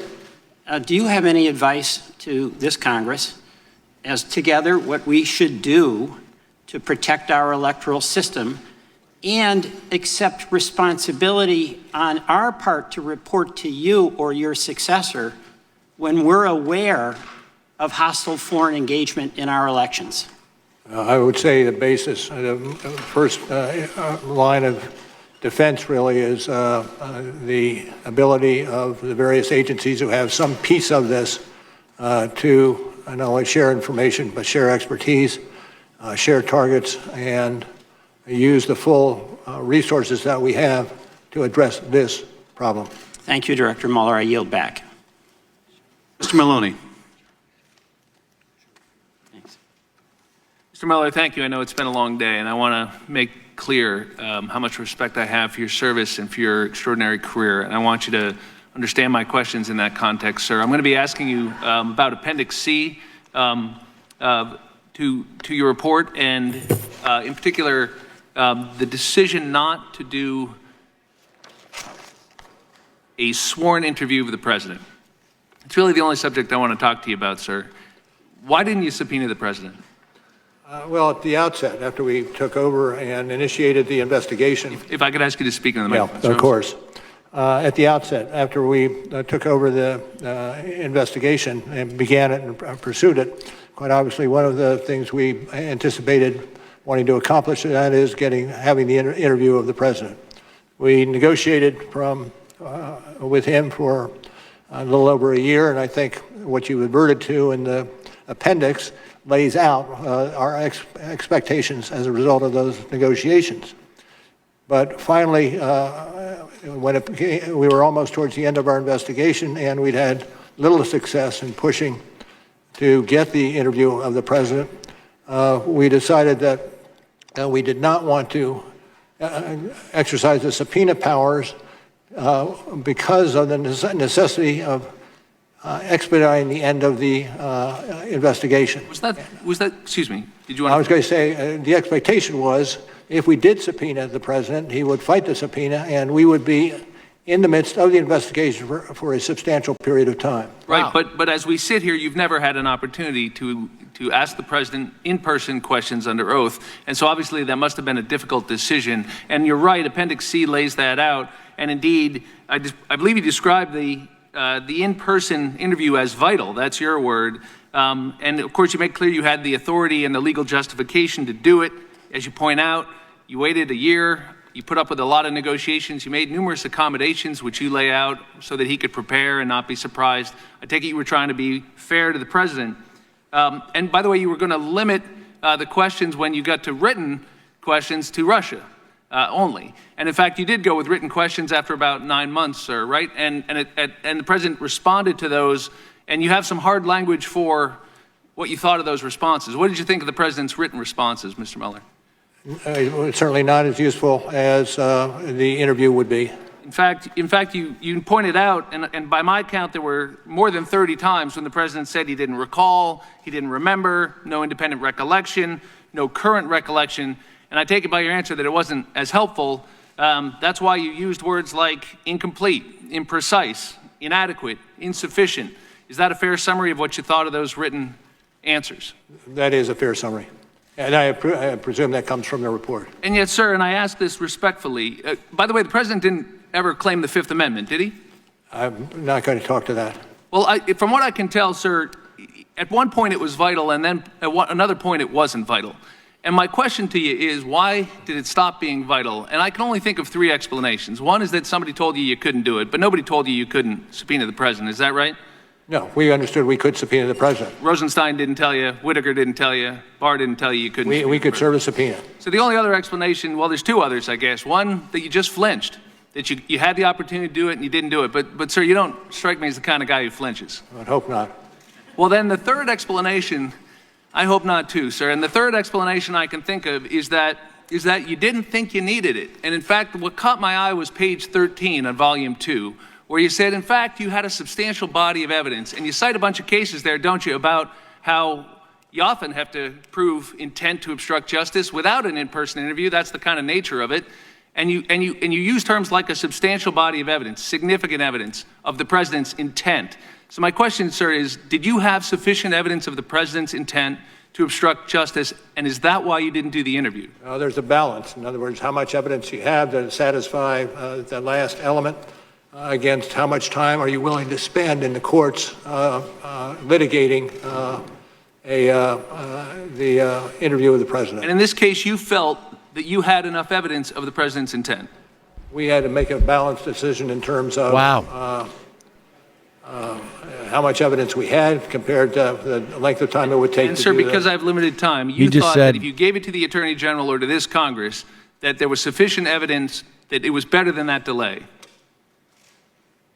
Can you state that again? Well, that it was better than the delay to present the sufficient evidence, your term, of the president's intent to obstruct justice to the Attorney General and to this committee. Isn't that why you didn't do the interview?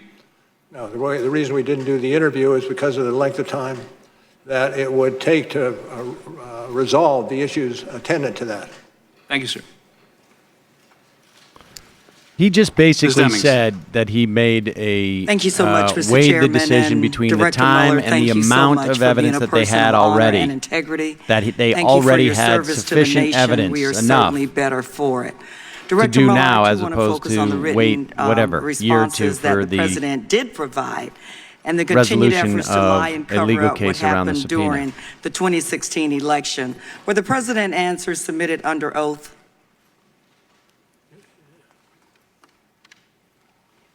Yes, yes. Thank you, they were. Were these all the answers your office wanted to ask the president about Russia interference in the 2016 election? No, not necessarily. So there were other Yes. questions that you wanted to answer. Did you analyze his written answers on Russia interference to draw conclusions about the president's credibility?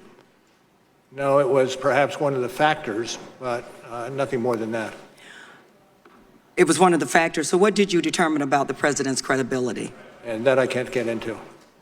Director Mueller, I know based on your decades of experience, you probably had an It's opportunity also amazing that they didn't to, subpoena the president. analyze The delay in the credibility of investigation at that countless point would have been witnesses, but you on weren't the able to president. do so with this witness. Well, with every witness, particularly a leading witness, one assesses the credibility day Maloney's by day, questioning witness was by probably witness, the most document by relevant, it document. seems to me, of And that's what happened in this case.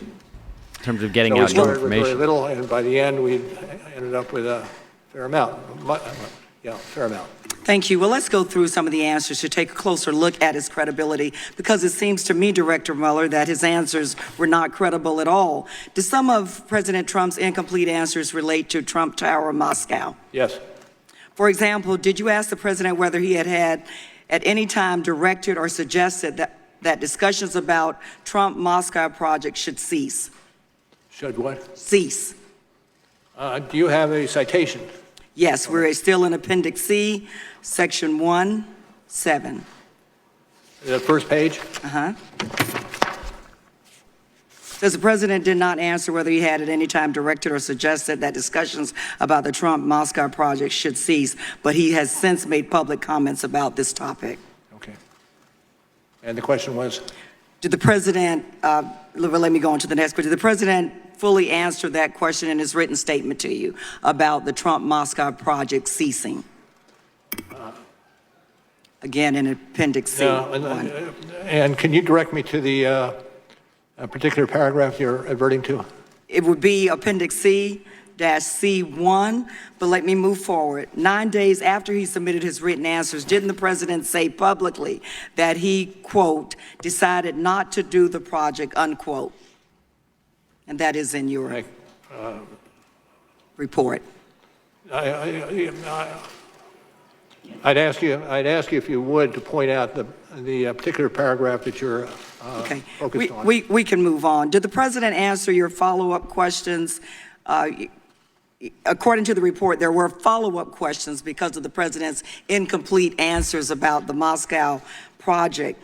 Did the president answer your follow-up questions either in writing or orally? And we're now in Volume 2, page 150 through 151. No. He did not. In fact, there were many questions that you asked the president that he simply didn't answer. Isn't that correct? True. And there were many answers that contradicted other evidence you had gathered during the investigation. Isn't that correct, Yes. Director Mueller? Director Mueller, for example, the president in his written answer stated he did not recall having advanced knowledge of WikiLeaks releases. Is that correct? I think that's what he said. But didn't your investigation uncover evidence that the president did, in fact, have advanced knowledge of WikiLeaks public releases of emails damaging to his opponent? And I can't get into that area. Did your investigation determine, after very careful vetting of Rick Gates and Michael Cohen's, that you found them to be credible? We found the president to be credible? That you found Gates and Cohen to be credible in their statements about WikiLeaks? Those areas I'm not going to discuss. Okay. Could you say, Director Mueller, that the president was credible? I can't answer that question. Director Mueller, isn't it fair to say that the president's written answers were not only inadequate and incomplete because he didn't answer many of your questions, but where he did, his answers showed that he wasn't always being truthful? I would say, generally. Generally. Director Mueller, it's one thing for the president Generally to lie not to the being American truthful people in his about your answering of these investigation, questions. falsely claiming I mean, that you found no collusion and no obstruction, but it's something else altogether for him to get away with not answering your questions and lying about them. And as a former law enforcement officer of almost 30 years, I find that a disgrace to our criminal justice system. Thank you so much. Thank you, I yield ma'am. back to the chairman. Mr. Krishnamurthy. Director Mueller, thank you for your devoted service to your country. Earlier today, you described your report as detailing a criminal investigation, correct? Yes. Yes. Director, since it was outside the purview of your investigation, your report did not reach counterintelligence conclusions regarding the subject matter of your report. That's true. For instance, since it was outside your purview, your report did not reach counterintelligence conclusions regarding any Trump administration officials who might potentially be vulnerable to compromise or blackmail by Russia, correct? Those decisions probably were made in the FBI. But not in your report, correct? Not in our report. We advert to the counterintelligence goals of our investigation, which were secondary to any criminal wrongdoing that we could find. Let's talk about one administration official in particular, namely President Donald Trump. Other than Trump Tower Moscow, your report does not address or detail the president's financial ties or dealings with Russia, correct? Correct. Similarly, since it was outside your purview, your report does not address the question of whether Russian oligarchs engaged in money laundering through any of the president's businesses, correct? Correct. And of course, your office did not obtain the president's tax returns, which could otherwise show foreign financial sources, correct? Not to speak to that. I'm not going to speak to that. In July 2017, the president said his personal finances were off limits or outside the purview of your investigation, and he drew a quote-unquote red line around his personal finances. Were the president's personal finances outside the purview of your investigation? I'm not going to get into that. Were you instructed by anyone not to investigate the president's personal finances? No. Mr. Mueller, I'd like to turn your attention to counterintelligence risks associated with lying. Individuals can be subject to blackmail if they lie about their interactions with foreign countries, correct? True. For example, you successfully charged former National Security Advisor Michael Flynn of lying to federal agents about his conversations with Russian officials, correct? Correct. Since it was outside the purview of your investigation, your report did not address how Flynn's false statements could pose a national security risk because the Russians knew the falsity of those statements, right? I cannot get into that mainly because there are many elements of the FBI that are looking at different aspects of that issue. Currently. Currently. Thank you. As you noted in Volume 2 of your report, Donald Trump repeated 5 times in one press conference, Mr. Mueller, in 2016, quote, "I have nothing to do with Russia." Of course, Michael Cohen said Donald Trump was not being truthful because at this time, Trump was attempting to build Trump Tower Moscow. Your report does not address whether Donald Trump was compromised in any way because of any potential false statements that he made about Trump Tower Moscow, correct? I think that's right. I think that's right. Director Mueller, I want to turn your attention to a couple other issues. You've served as FBI director during 3 presidential elections, correct? Yes.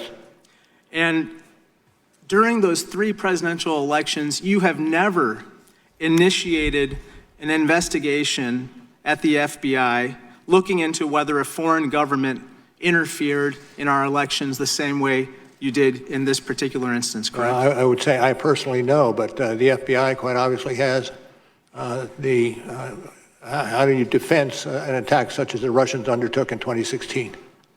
Now, Director Mueller, is there any information you'd like to share with this committee that you have not so far today?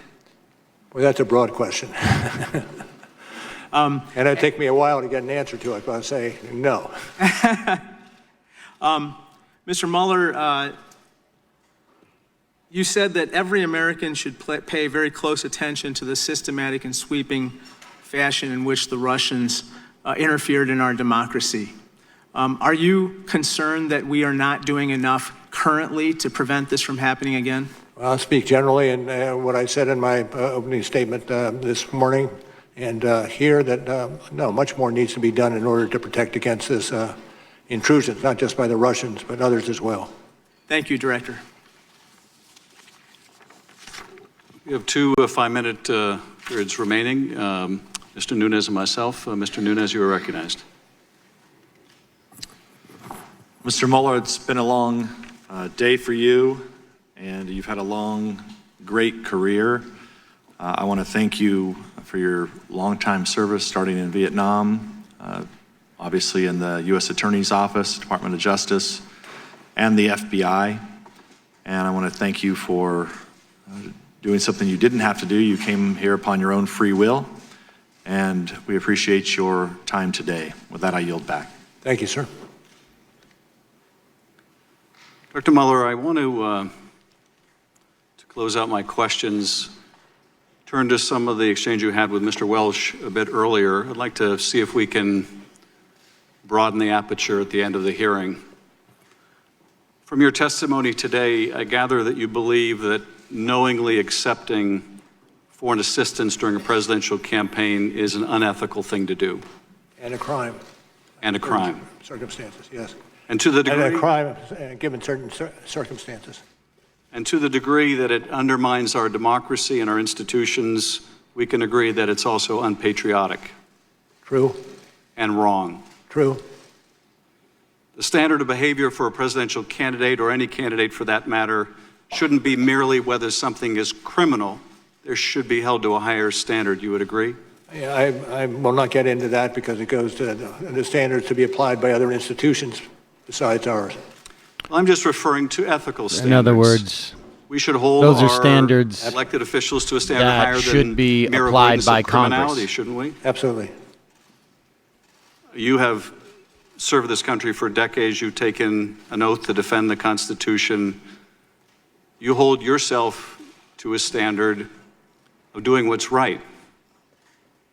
I would hope. You have. I think we can all see that. And befitting the times, I'm sure your reward will be unending criticism. But we are grateful. The need to act in an ethical manner is not just a moral one, but when people act unethically, it also exposes them to compromise, particularly in dealing with foreign powers. Is that true? True. Because when someone acts unethically in connection with a foreign partner, that foreign partner can later expose their wrongdoing and extort them. True. And that conduct, that unethical conduct, can be of a financial nature if you have a financial motive or an illicit business dealing. Am I right? Yes. But it can also just involve deception. If you are lying about something that can be exposed, then you can be blackmailed. Also true. In the case of Michael Flynn, he was secretly doing business with Turkey, correct? Yes. And that could open him up to compromise that financial relationship. I presume. He also lied about his discussions with the Russian ambassador. And since the Russians were on the other side of the conversation, they could have exposed that, could they not? Yes.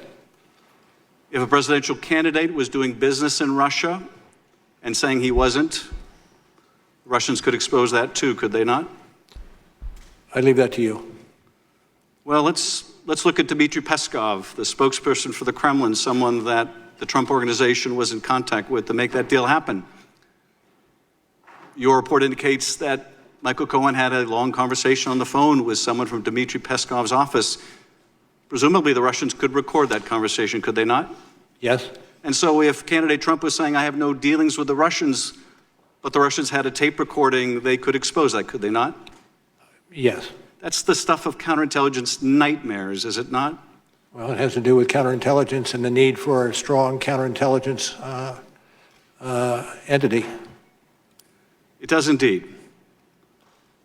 And when this was revealed that there were these communications, notwithstanding the president's denials, the president was confronted about this, and he said two things. First of all, that's not a crime. But I think you and I have already agreed that that shouldn't be the standard, right, Mr. Mueller? True. And the second thing he said was, why should I miss out on all those opportunities? I mean, why indeed? Merely running a presidential campaign, why should you miss out on making all that money? Was the import of his statement. Were you ever able to ascertain whether Donald Trump still intends to build that tower when he leaves office? Is that a question, sir? Yes, were you able to ascertain, because he wouldn't answer your questions completely, whether or if he ever ended that desire to build that tower? I'm not going to speculate on that. If the president was concerned that if he lost his election, he didn't want to miss out on that money, might he have the same concern about losing his re-election and missing out on that money? Speculation. The difficulty with this, of course, is we are all left to wonder whether the president is representing us or his financial interests. That concludes my questions. Mr. Nunes, do you have any concluding remarks? Dr. Mueller, let me close by returning to where I began. Thank you for your service, and thank you for leading this investigation. The facts you set out in your report and have elucidated here today tell a disturbing tale of a massive Russian intervention in our election, of a campaign so eager to win, so driven by greed that it was willing to accept the help of a hostile foreign power in a presidential election decided by a handful of votes in a few key states. Your work tells of a campaign so determined to conceal their corrupt use of foreign help that they risk going to jail by lying to you, to the FBI, and to Congress about it, and indeed, some have gone to jail over such lies. And your work speaks of a president who committed countless acts of obstruction of justice that, in my opinion, and that of many other prosecutors, had it been anyone else in the country, they would have been indicted. Notwithstanding the many things you have addressed today and in your report, there were some questions you could not answer given the constraints you're operating under. You would not tell us whether you would have indicted the president but for the OLC opinion that you could not. And so the Justice Department will have to make that decision when the president leaves office, both as to the crime of obstruction of justice and as to the campaign finance fraud scheme that individual one directed and coordinated and for which Michael Cohen went to jail. You would not tell us whether the president should be impeached, nor did we ask you, since it is our responsibility to determine the proper remedy for the conduct outlined in your report. Whether we decide to impeach the president in the House or we do not, we must take any action necessary to protect the country while he is in office. You would not tell us the results or whether other bodies looked into Russian compromise in the form of money laundering, so we must do so. You would not tell us whether the counterintelligence investigation revealed whether people still serving within the administration pose a risk of compromise and should never have been given a security clearance, so we must find out. We did not bother to ask whether financial inducements from any Gulf nations were influencing U.S. policy, since it is outside the four corners of your report, and so we must find out. But one thing is clear from your report, your testimony, from Director Wray's statements yesterday: the Russians massively intervened in 2016, and they are prepared to do so again in voting that is set to begin a mere 8 months from now. The President seems to welcome the help again, and so we must make all efforts to harden our elections infrastructure, to ensure there is a paper trail for all voting, to deter the Russians from meddling, to discover it when they do, to disrupt it, and to make them pay. Protecting the sanctity of our elections begins, however, with the recognition that accepting foreign help is disloyal to our country, unethical, and wrong. We cannot control what the Russians do, not completely, but we can decide what we do. And that this centuries-old experiment we call American democracy is worth cherishing. Director Mueller, thank you again for being here today. And before I adjourn, I would like to excuse you and Mr. Zebley. Everyone else, please remain seated. All right, I guess that's it. I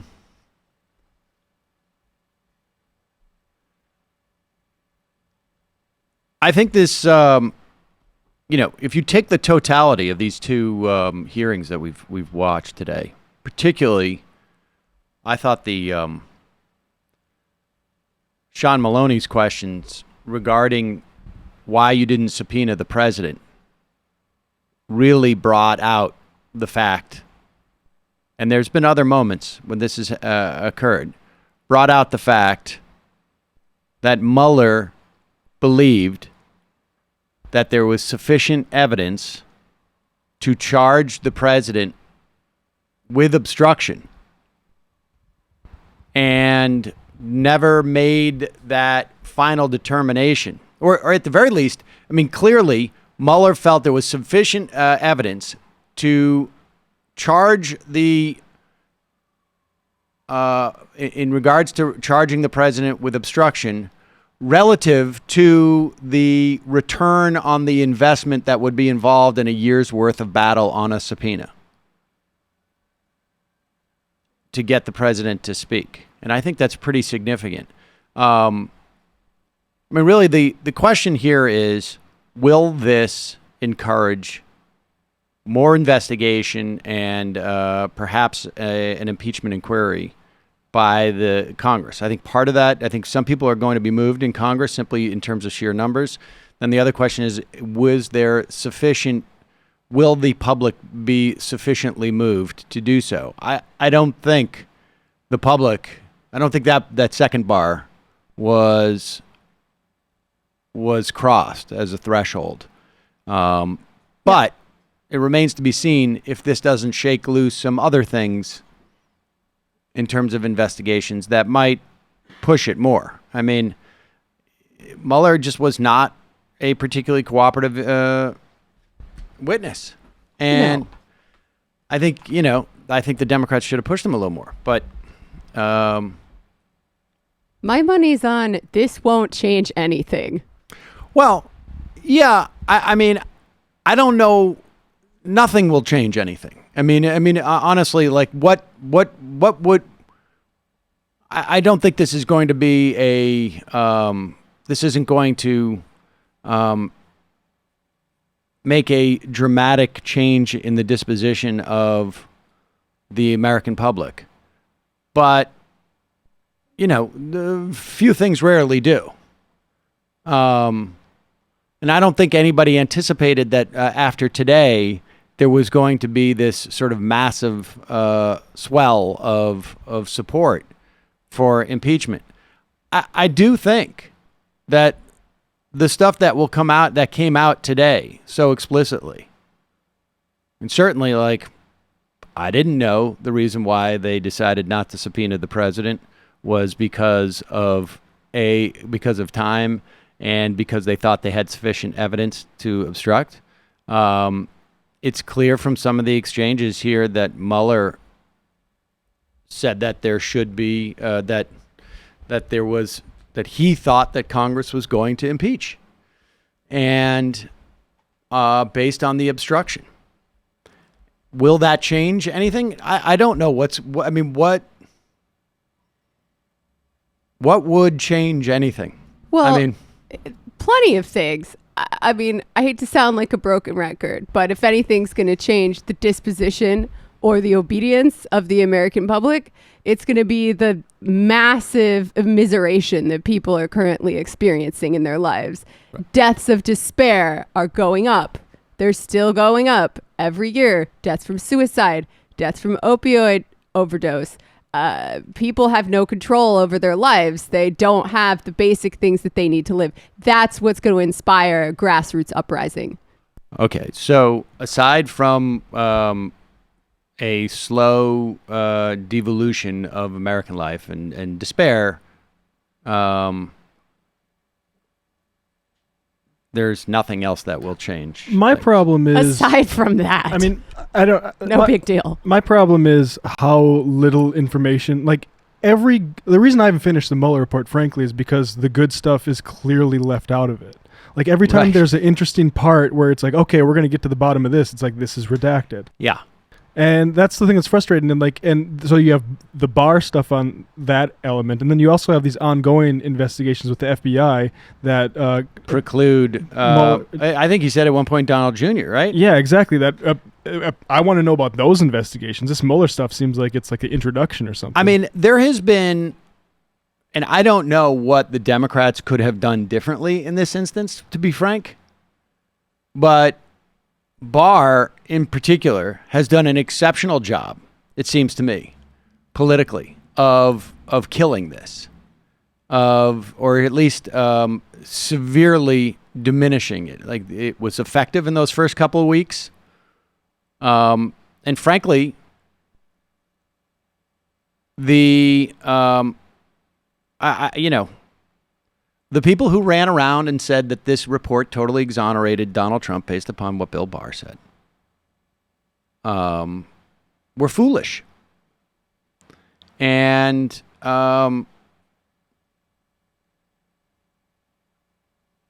it's hard for me to take the sort of like concerns about meddling in our election as seriously as, obviously was stated there, basically because I have a cynical perspective that is informed by the United States meddling in other countries. But just as I think that we shouldn't do it, other countries shouldn't do it here either. It's hard to say that this meddling did not have an impact on the outcome of this election because, I mean, clearly the email exposures did. I mean, that seems to be, fairly obvious. I don't know if, the Facebook postings impacted 70,000 people in Wisconsin and Michigan and Pennsylvania, but certainly the themes that they were promoting were certainly echoed by a lot of people. I mean, who knows? There's no way to make that determination. You certainly can't make the determination that it didn't do anything. And you certainly can't make the determination definitively that it made the difference.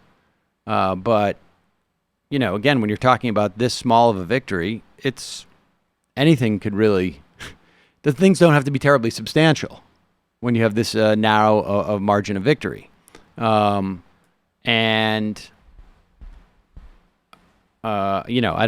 don't need to make any type of defense in terms of like the idea that I'm apologizing for Hillary Clinton's mistakes. We've gone over them ad nauseum over the past couple of years. So I mean, I think it's I anticipated the potential for this to be a lot worse, frankly, for the Democrats, and I don't know if it will move the needle in any way.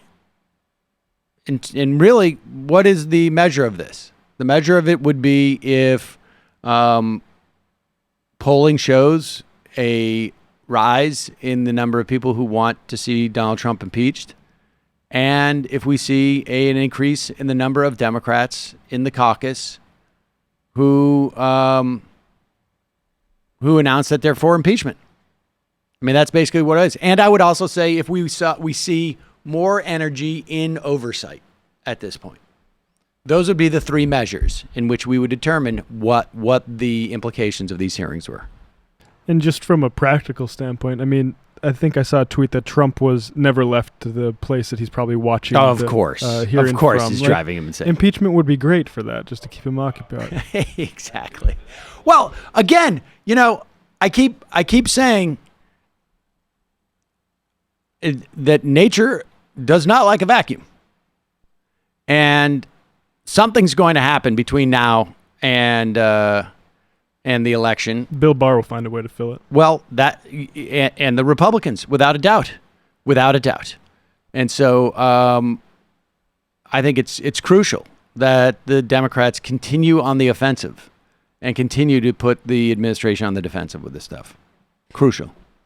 Yeah, like impeachment, let's be clear, it's not going to work. It's not going to get him out of office. But if they don't do it, they're going to set a precedent that's quite dangerous, that there are no consequences for any of this criminal activity. Right. And I would say that the measure of impeachment working or not working is not simply whether he is going to be convicted in the Senate.